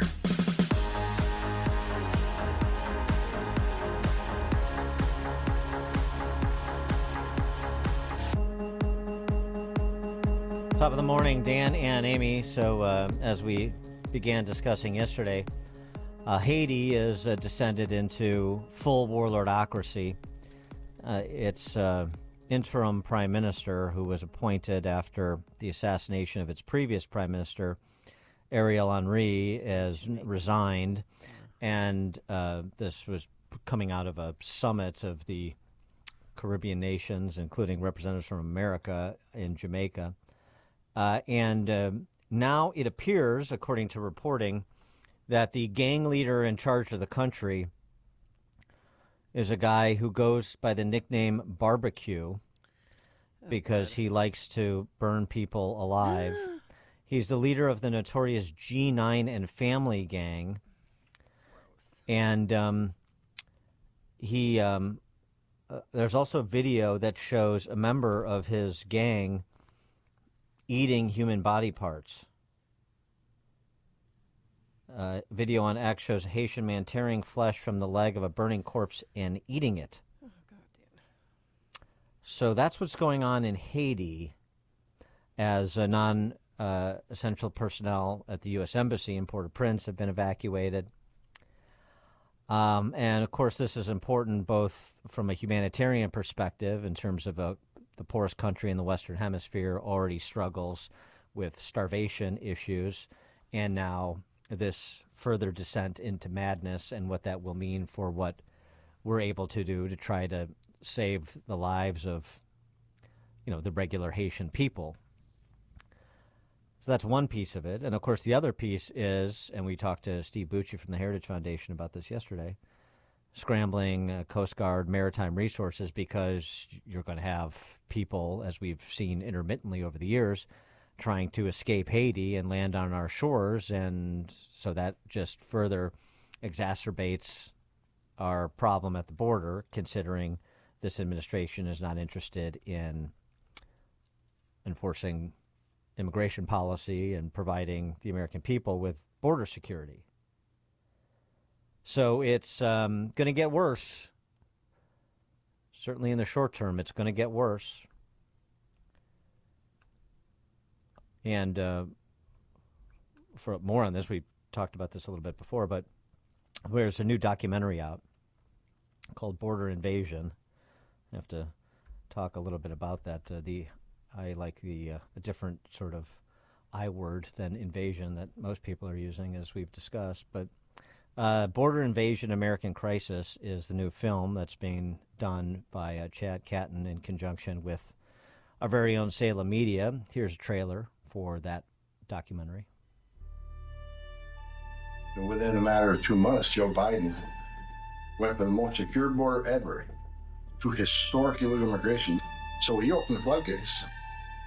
I would, in fact, make sure that we immediately surge to the border. All those people are seeking asylum. Biden has created this border crisis by allowing these folks to come across our border, and that has been detrimental to our country. They have deliberately opened the border to fundamentally change the fabric of our country. Now Americans across the country are bracing for the end of Title 42 as thousands of migrants wait along the Mexican side of the border. Officials telling NBC News most migrants are now being released into the U.S. It is becoming harder and harder not to conclude that the border crisis is intentional. We have over 200,000 illegal aliens that have been flown in from their home country directly into the U.S. Nearly 2,000 migrants were moved from Floyd Bennett Field to James Madison High School, forcing those students there to learn remotely yesterday. I see towers here with cameras mounted. And how many of these do they have down the a bunch of them, frequency? all over the place. And You'll do see them. any of them work? No. The last president obviously was very firm in, I'm going to build a wall. We will build the wall, don't worry. We will build the wall. Majority of these people are fighting age men. We are watching as we're being invaded. We have untold numbers of terrorists who have entered our country. When we were getting ready, I just got a call from some intel that there's possibly 20 to 50 Pakistani nationals possibly on the terror watch list coming through right behind us here in Eagle Pass, where a federal judge has ordered the Biden administration to stop cutting that razor wire and allowing the illegals to come in. When I was living in Iran, their teachings is about destroying America, and they believe that they will destroy America within. You can't put the policy of your country in the hands of evil people. That brings us back to the realization that elections have consequences. All of the horrible things that an open border means. What I'm most angry about, 2-year-old girl crossing the river on top of his father's shoulders. Joe Biden, you can go straight to hell. Wow. For more on this, pleased to be joined by Chad Catton, Veterans for America First National Director of Operations, the film again, Border Invasion, An American Crisis. Chad, thanks for joining us. Appreciate it. It's my pleasure, Dan. I appreciate you having us. So, Senator John Kennedy in the trailer saying at some point, it becomes obvious this is intentional. Right, this is intentional. It's not an invasion. It's an importation by this administration.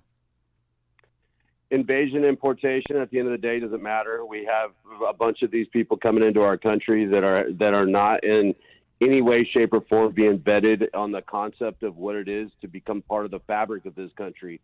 The idea of the Statue of Liberty and what it stands for in our immigration policy as a country and a melting pot has been gone for a very long time. And this is absolutely, whatever we want to call it, not good for this country in any way, shape, or form. And the policies of the Biden regime are nothing short of treasonous. Christopher Wray was before a Senate committee yesterday and talked about the gang-related crime at the hands of gang members from other countries that's occurring on U.S. soil. He talked about the drug trafficking. They've seized enough fentanyl, the FBI has, that could have killed 270 million people or something like this. And then he also talked about human smuggling, and the human smugglers have ties to ISIS. The facilitators of these international human smuggling operations have ties to international terrorist organizations. I wasn't clear on what exactly the FBI and the larger federal law enforcement community is doing about those problems. Well, I don't know how they can. And just based on resources, chasing people around for January 6th and other conservatives out there because the Biden regime doesn't like it. They've been using lawfare for a very long time. And the FBI, with multiple whistleblowers that are out there, I don't know how they could have enough resources to go after the scourge that's coming across our border and tribing up into these gangs so that they can better themselves by feeding off of the American citizens. This is real. And the FBI has been very short of what their concept of law enforcement has been for quite a while since Biden took office, and their purge of any person that is about doing what the Constitution says, and other than what the liberal left dictates. I mean, the FBI, a lot of our federal law enforcement, with the exception of our Border Patrol, who has still stood against Biden in every way, shape, or form, just to tell him, your policy is terrible. But every other law enforcement that's ran by the federal government has been basically infiltrated by the left and is being used as the SS, if you will. Mm.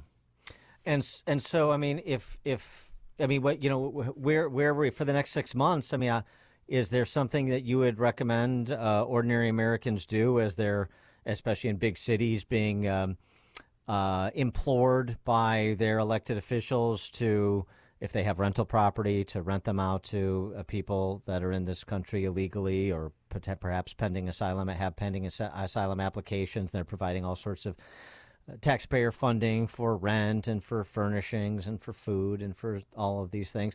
So that's what's happening in America's big cities, and nobody is walking back the sanctuary city designations. So maybe the closest we've come is Eric Adams saying, yeah, there should probably be a carve out so we can turn repeat violent offenders over to ICE. That's about as grand a concession as anybody has offered from that perspective of being pro sanctuary city. So is it just endure it and watch this all play out and wait for early voting to start, or is there something else that you would tell people to do? First off, there in Chicago, my buddy Mark Carter is trying to flip Chicago red. He is out there talking to the African-American community to how egregious the immigration policy of Chicago is. Just because Mark's doing it in his neighborhood, and the rest of you should go to your city council, fill that thing, go in there, be loud, tell them that you are our representatives. This has to stop. The only thing that politicians are more worried about than anything is the money stopping into their campaigns or the rise of the people. They can't stand it because most of them are shills that stand behind their ivory tower, and at the end of the day, answer to globalists or the big money firms out there that are keeping them in office. The people are the most scary things in the world, and our forefathers knew that. That's why it says we the people at the top of the Constitution and not them and their people. So, Chad, in this documentary, Border Invasion and American Crisis, do you follow a group from, the time when they cross into America illegally and then when they get placed in shelters? No, this isn't that film. This film is more about the raw of what's really happening at that meridian line, if you will, the border. Victor Avila, who ran for Congress down there and was a Border Patrol agent, he tells a lot of his story and he explains what they're seeing down there and what's happening. This is the raw of what's coming across in its raw form with professionals that have dealt with this. Victor Avila's story is amazing. As an ICE officer, he was shot in the chest and 3 times in the leg, and his partner was killed. And it's new information. I just talked to Tom Holman at CPAC, and more information from Victor has come out. When he wasn't killed on the border, he was killed in Mexico. I mean, shot in Mexico. Yeah. And what he was being sent there from his higher ups at ICE sent him into Mexico to go pick up boxes. He thought it was for witness or for a case, and come to find out, it was his boss's tchotchkes from his old house. Oh, it was things from his house. And they drove down this highway that was known to be ran by the Zetas. And the Zetas ambushed this vehicle and opened fire after they ran him off the road. And it took almost 40 minutes for a helicopter or any help to come from the embassy because Victor Avila was able to get on the phone. They were sent into harm's way to get some supervisor's crap. And now the government, there's no change of custody forms anymore because they don't want the American people to know what were in those boxes. This is treasonous. This is problems with our government that only we the people can do, not just at the voting box, but make them uncomfortable.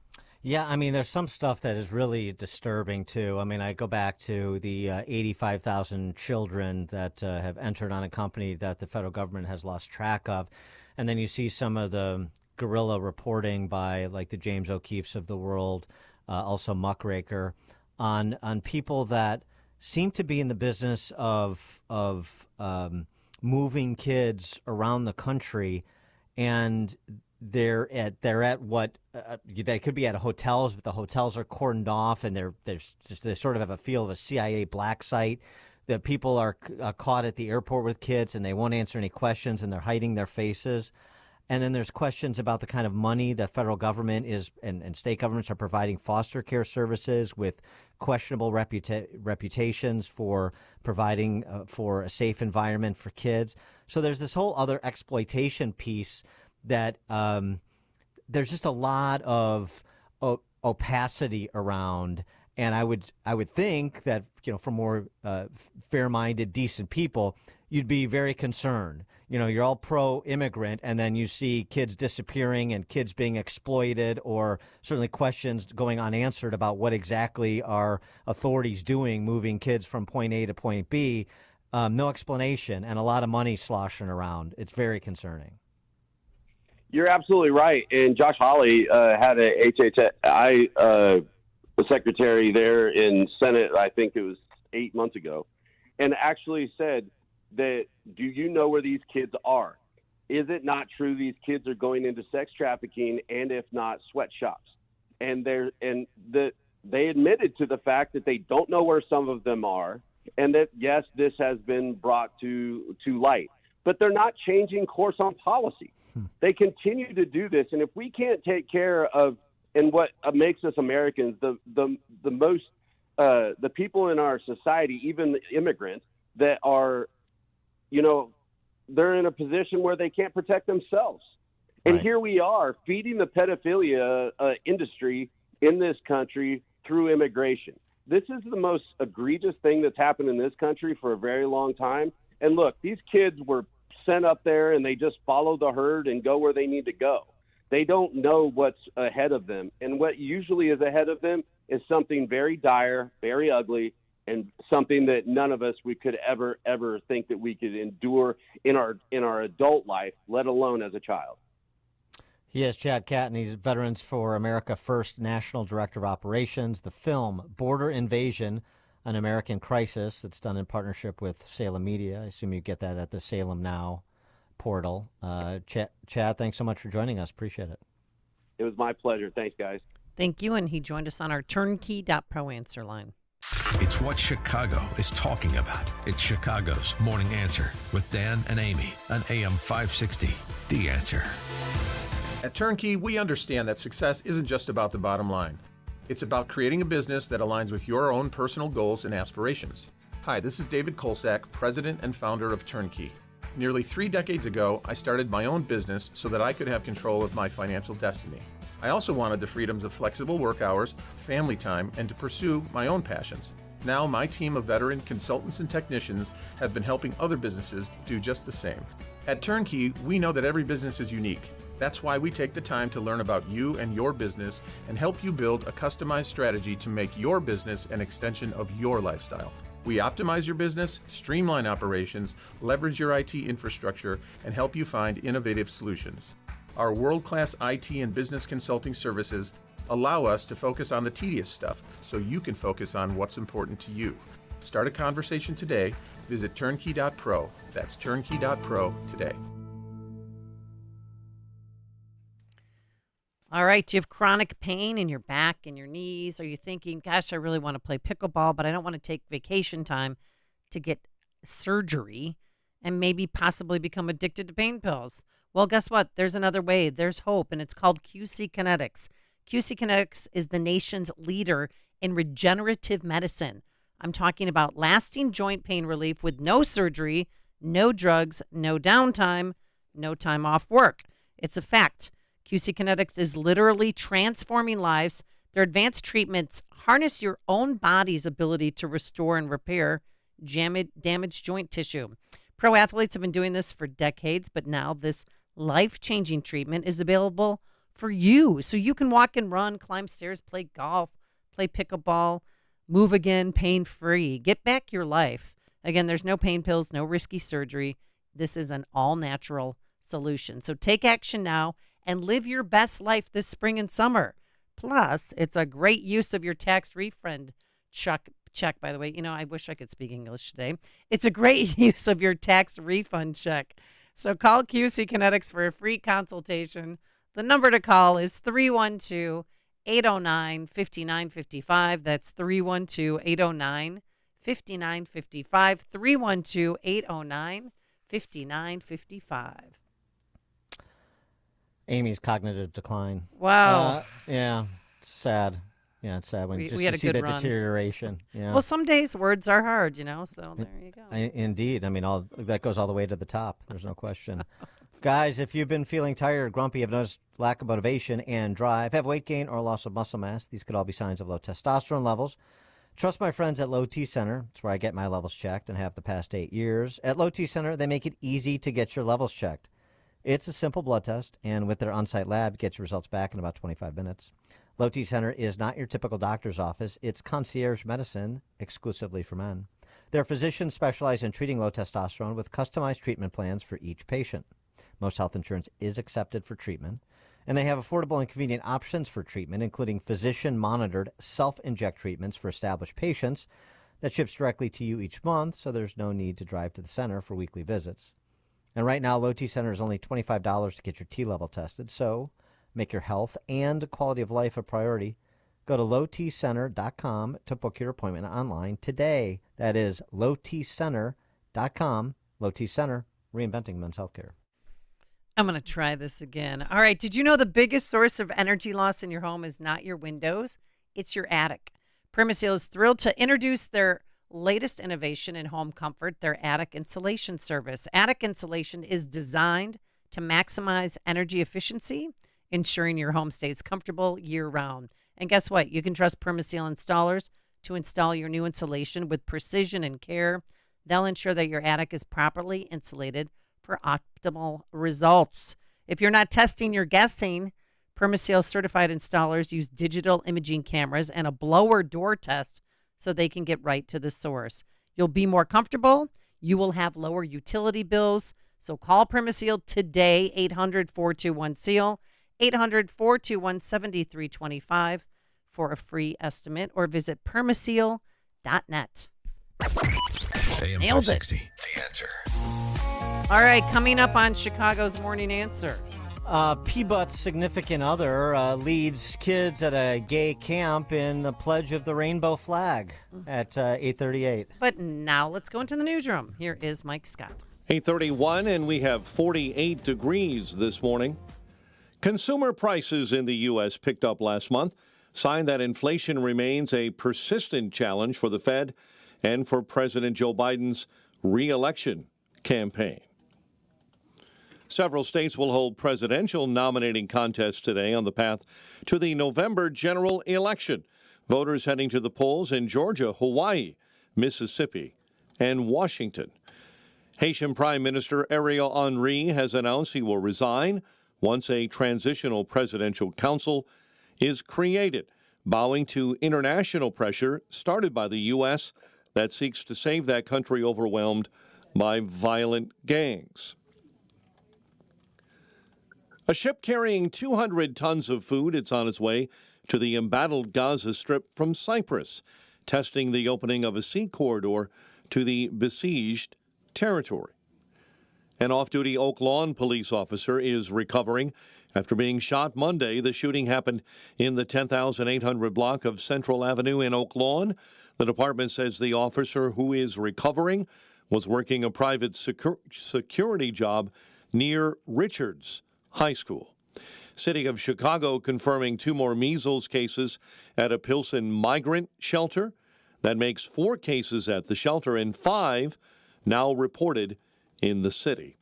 Arlington Heights officials responding to the Bears Stadium counter-proposal announced yesterday. Village says the team's interest in Arlington Heights has not changed at all, despite Monday's news. Bears CEO Kevin Warren has said all along he's had a soft spot for a lakefront stadium. I strongly believe Chicago is the finest city in all of the world. I mean, very rarely do you get an opportunity to have such a beautiful downtown with a vibrant business community, with an absolutely beautiful lake. Until yesterday morning, the Bears had not indicated they were straying from their plan to build a new stadium at Old Arlington Park. Now the team appears focused on pitching a dome stadium near Soldier Field to strengthen their negotiating hand. The Bears did add a 1,000-yard rusher to their offensive backfield. 3 years and $24 million go to running back DeAndre Swift, who was with the Eagles last year and spent his first 3 years in Detroit. The Bulls lost to Dallas 127-92. White Sox lost to the Rockies. Cubs take on the Brewers today. The news, a service of Robert Half. Robert Half research indicates 9 out of 10 hiring managers are having difficulty hiring. Robert Half is here to help. Their recruiting pros use proprietary AI to connect businesses with highly skilled talent. Visit roberthalf.com today. A check of traffic and weather on the way next on AM 560. Hey, business owners, are you wondering how to grow your business? Do you need cash flow and a ready source for financing? Well, Signature Bank can help. Hi, Mike Gallagher here to let you know that Signature Bank's loan decisions are made locally by a team who knows your name, cares about your business, and is invested in your success. When you need advice about your business or even have a question, Signature Bank is there to help. There are no handoffs or call centers. This is a team that wants to get to know you and your business. That's why Signature Bank in Chicago is my bank. That's right. I'm a customer. When I call, someone picks up the phone on the other end. And with Signature Bank, I can securely bank anywhere, anytime. Reach out to my friends at Signature Bank. Call 773-467-5630. That's 773-467-5630. Or visit them online at signaturebank.bank. Signaturebank.bank. Your business could be Signature Bank's next success story. Member FDIC, Equal Housing Lender. Balance of Nature's fruits and veggies supplements, changing the world one life at a time. I've been watching it on TV, and then my soul has my husband, and I guess he just called up and surprised me. He had ordered it, and I didn't expect it for me to notice it until right away. I kind of shocked my husband when I told him. I've been taking it like a little over a week. I'm taking it, and then I can already notice the difference. I do feel very good. I can't even put it into words. I feel really good every day. I don't wake up grouchy. I love everybody to think it. I think it's wonderful. Call 1-800-246-8751 or go to balanceofnature.com and sign up as a new preferred customer. And for a limited time, get 35% off your first order, plus $10 off any additional sets. Go to balanceofnature.com or call 1-800-246-8751 and get this special offer by using discount code CHICAGO.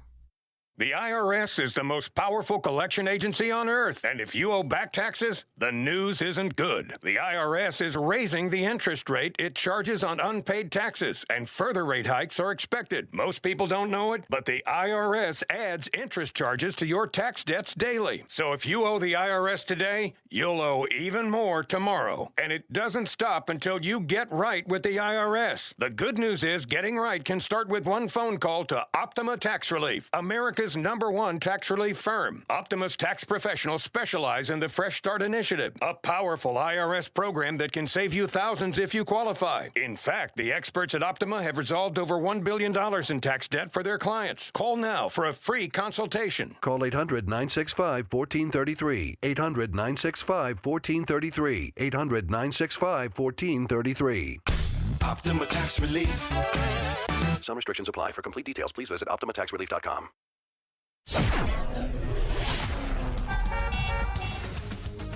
8:37. Let's get a check of the roads. Team Hochberg traffic center time. Still major delays on the inbound Edens. 47 Lake Cook Road to the junction. It's 2 hours in on the inbound Kennedy from O'Hare into the Burns Circle interchange. Express lanes closed. Inbound part of that long-term construction project. Accident on the right-hand shoulder inbound on the Ike. Right at Austin. There's also an accident on the left shoulder inbound at Central. Right now, 90 minutes in on the Ike from 390 into the old post office. Stevenson at an hour 20 from 355 into DuSable Lakeshore Drive. Dan Ryan outbound jams up Skyway down to 69th. because of an earlier accident that is being swept out of your way. Chicago's Morning Answer with Dan and Amy continues next. AM 560 Weather Center forecast. Partly sunny, breezy this morning, turning cloudy by the afternoon, a high near 70. In our QC Kinetics Weather Center, mostly cloudy, 48 officially at O'Hare. Peak of the sun, 49 at Midway. Your next news update is at 9, and Chicago's Morning Answer continues next on AM 560 The Answer. Now, from the Signature Bank Studios, this is Chicago's Morning Answer with Dan Proft and Amy Jacobson.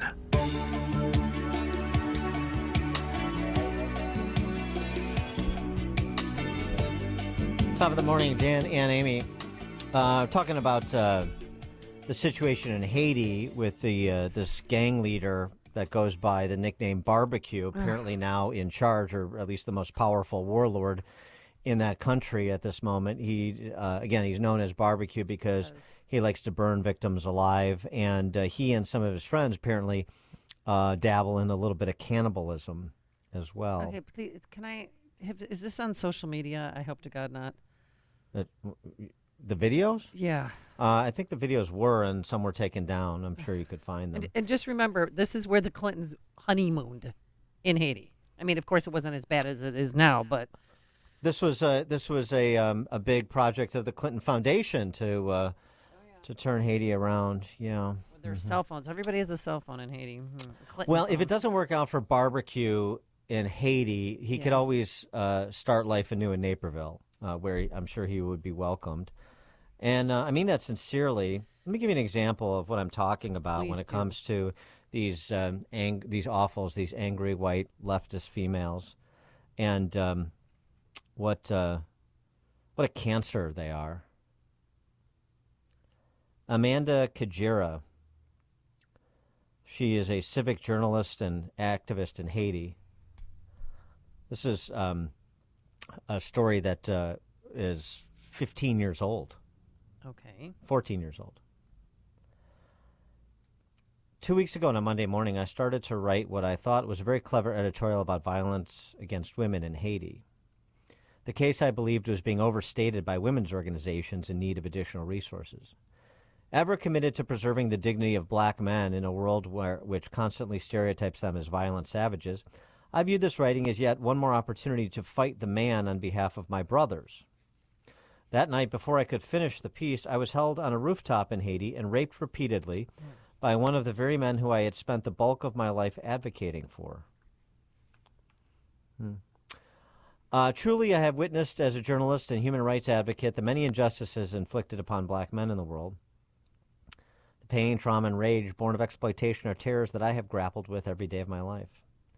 They make one want to strike back, to fight rabidly for what is left of their personal dignity in the wake of such things. Black men have every right to the anger they feel in response to their position in the global hierarchy, but their anger is misdirected. Women are not the source of their oppression. Oppressive policies and the as yet unaddressed white patriarchy which still dominates the global stage are.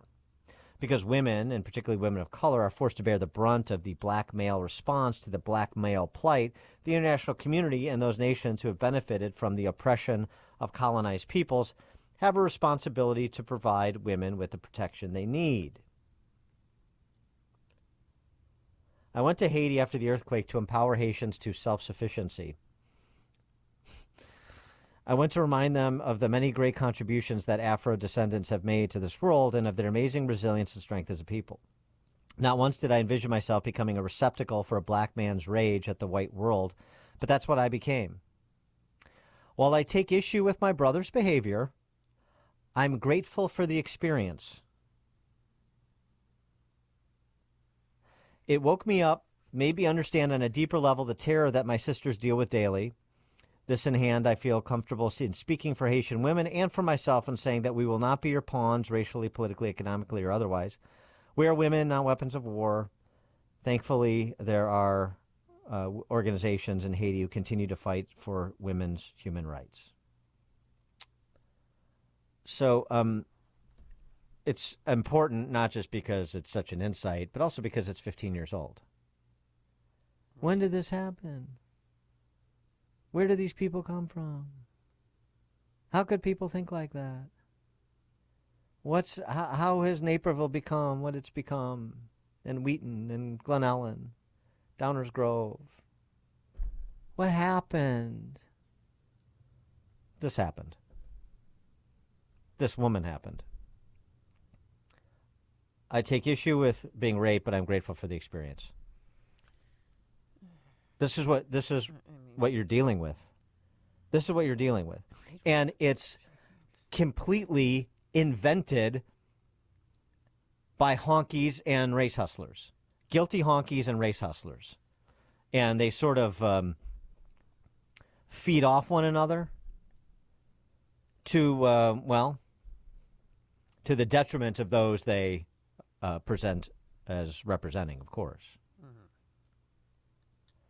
And I'll tell you what, the good news is that fewer, I mean, at least in this country, and I mean in other countries that don't have the luxury of these absurd but very fashionable views that you hear espoused in the Starbucks in downtown Hinsdale,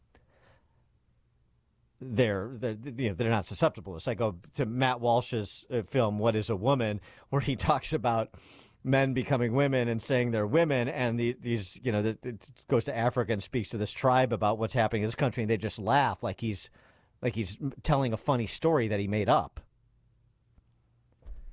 If only.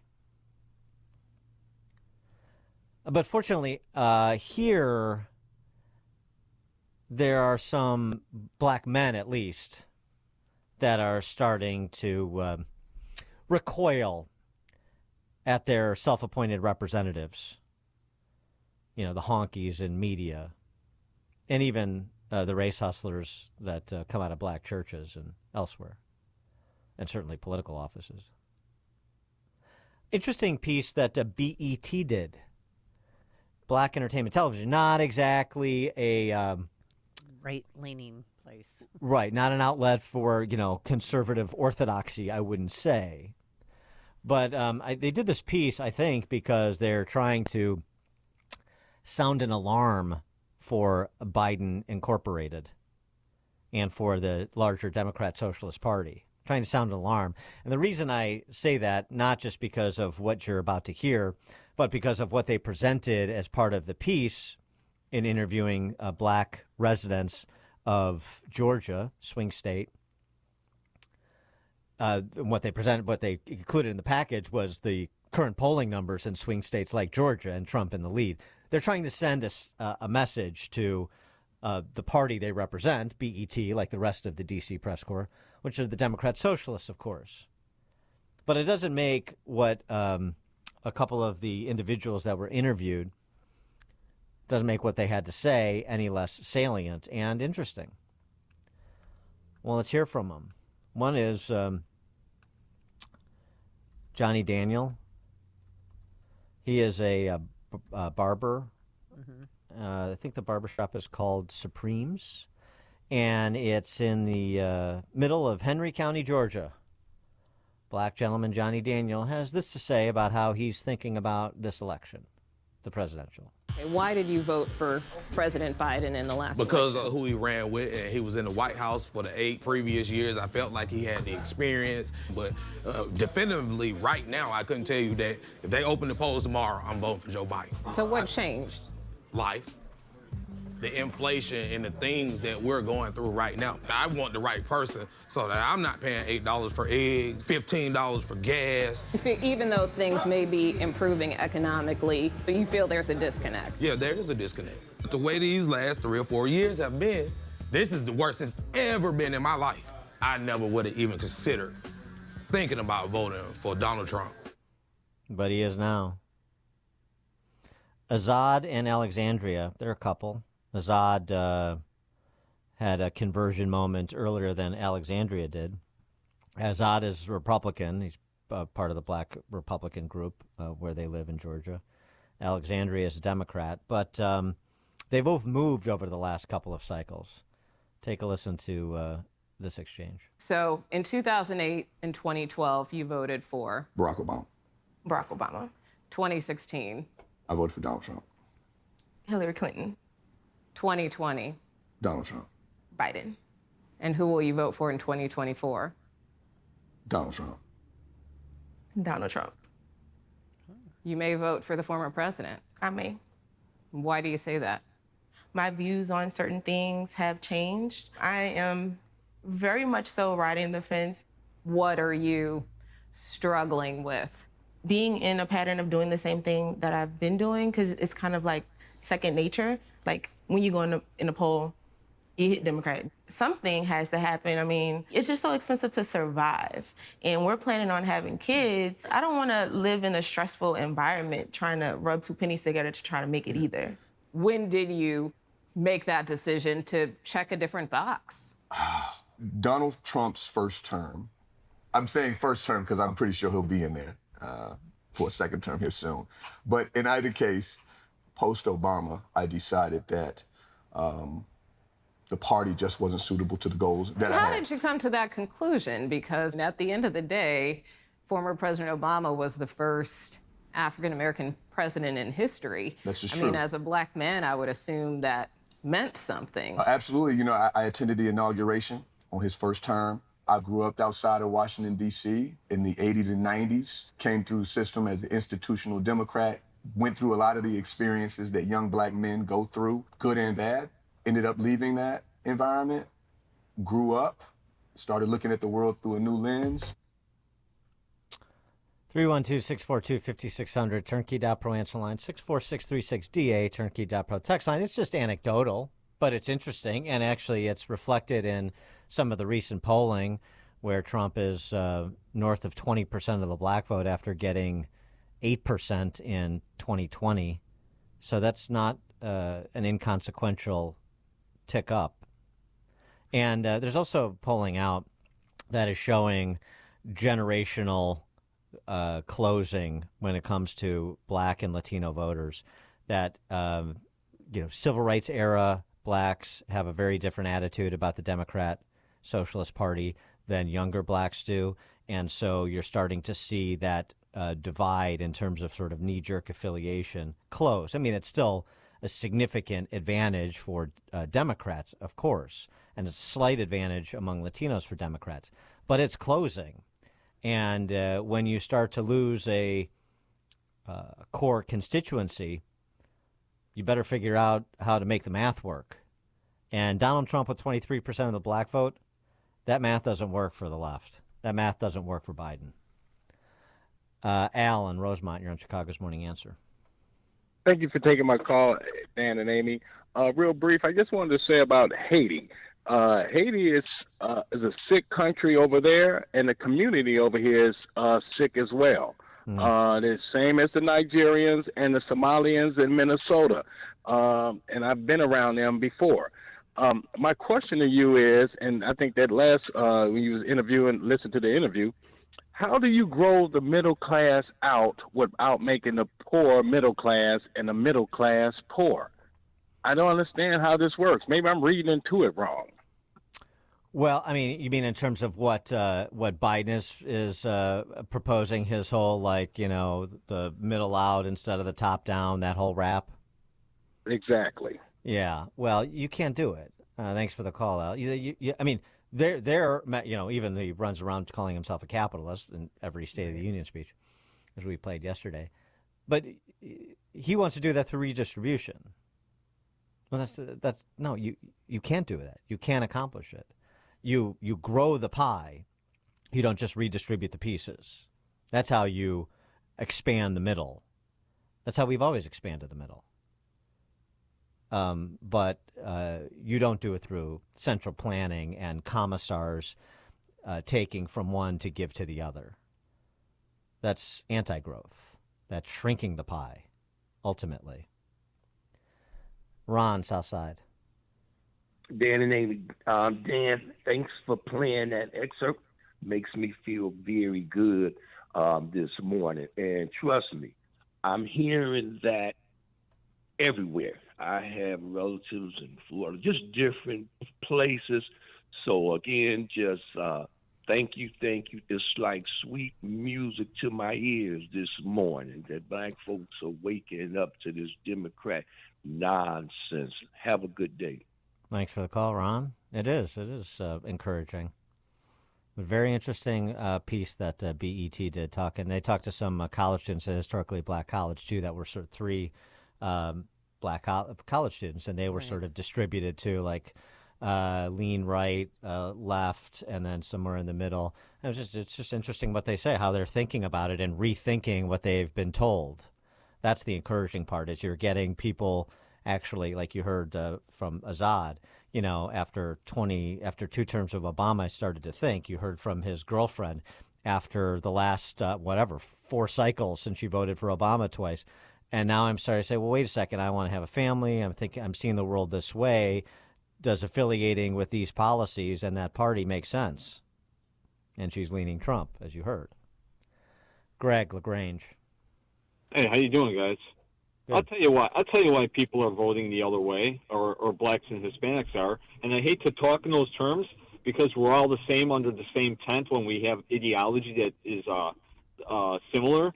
It's because they don't like seeing their children butchered by some twisted sexual ideology where they can go out and declare themselves to be whatever they want, or self-administer go behind their parents' back and do it. They can pay for groceries if they want to pay for a family instead of the inflation. They can make sure that their streets are safe because they know one party believes in law and order and the other doesn't. That's a big deal. That's a real big deal. And I think this is what the Democrats have completely gone off the rails in every shape, manner, and form. And they're a disturbing block because when you see what they're doing to families, to our country's national defense, our school systems, our children, how they don't pursue the truth in terms of COVID, how they approach illegal immigration, it's a no-brainer. Thanks for the call, Greg. Jim, Bluffton, South Carolina. Hey, good morning, Dan and Amy. That's very nice. I live in Scottsdale, but I'm in Bluffton this week working on my golf game, but I listen to the show no matter where I'm at. Are you at Berkeley Hall? Pardon me? Where are you at? What course are you playing in Bluffton? I'm in Belfair. Oh, yeah, that's nice. Oh, I got a friend there. Yeah. I haven't played that I wanted course, to make two. Yeah, It's two great courses here. I wanted to make 2 points. Last week I posted on X, and that was my statement that Dan Proft is the best political analyst in the country. I just want you to know you validate that point every day. Every day you validate my point. Did you ever know you're my hero? No, it's nice. Second thing nice. I wanted nice to say have, was, some people appreciate. Finally, somebody appreciates me. God bless it. All right, sorry, Jim. Go ahead. Yeah, and the second point I wanted to make was, I sat on the Cook County bench for 18 years. Wow. I had a lot of laws that came in front of me that I personally disagreed with, but I took an oath to follow that law, and I followed it. And the state's attorney of Cook County refuses to follow the retail theft statute, and it's maddening to me. And if I refused to follow the laws when I sat on the bench in Cook County, they would have kicked me off. And they should do something, or something should have been done. She should have been impeached, recalled, whatever needs to be done to her or to the state's attorney for not adhering to the law. She took an oath, and she violates it every day when she doesn't follow that oath, follow the law. And I just want to tell you guys, I love your show. Thank you very much for taking my call. Thanks, Jim. Fairways and greens. Play well. Dan and Amy, Chicago's Morning Answer. Connect with Dan and Amy using the AM 560 mobile app. Download it today at 560theanswer.com/mobile. If you want the best meats and seafood that you can't ever find in the butcher aisle of a grocery store, you need to check out my guy Chris with Second City Prime. Second City Prime has scoured the world for the best meats and seafood on the planet. Learn how to discover them all for yourself at secondcityprime.com. I met Chris nearly 20 years ago in a meat truck outside the Board of Trade. Him and his wife, Susie, built a business that you can take advantage of. They built that business by delivering the best product to the people at extremely reasonable prices. Treat yourself to a unique corporate gift. Specialty items like Japanese Wagyu, the Iberico, Spanish pork, the South African cold water lobster tails, and a Colorado domestic lamb. Learn more at secondcityprime.com. A special offer only for AM 560 listeners. Spend $250 and get 10% off your purchase by using promo code LIBERTY at checkout. That's 10% off $250 using promo code LIBERTY at checkout. See it all today at secondcityprime.com. That's secondcityprime.com. At Signature Bank, going the distance for business banking customers is what we do every day. We understand that business owners have a strategic mission, a drive to succeed, a plan for growth, and don't have time to wait for a bank to respond. With Signature Bank, you not only have a banking partner that has roots right here in Chicago, but our decisions are made locally too. Signature Bank knows that when you have a question or problem about your business, you want answers. You need someone who will pick up the phone or respond to your text. You need someone who is always there for you. That's Signature Bank. We are a team that wants to get to know you and your business. Want to be Signature Bank's next success story? Give us a call today at 773-467-5630 or visit us online at signaturebank.bank. Member FDIC Equal Housing Lender.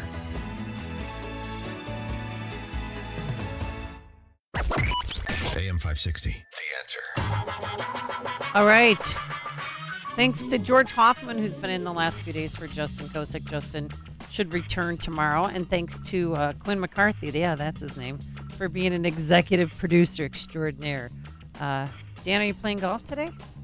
Because it's warm here. It's going to be 70 degrees and sunny. So I am playing golf. All right. Well, good luck with that. Thank you so much. All right. So have yourselves a wonderful day. Enjoy the weather. And it is now 9 a.m. WIND Chicago. House Republicans are about to focus on President Biden's state of mind.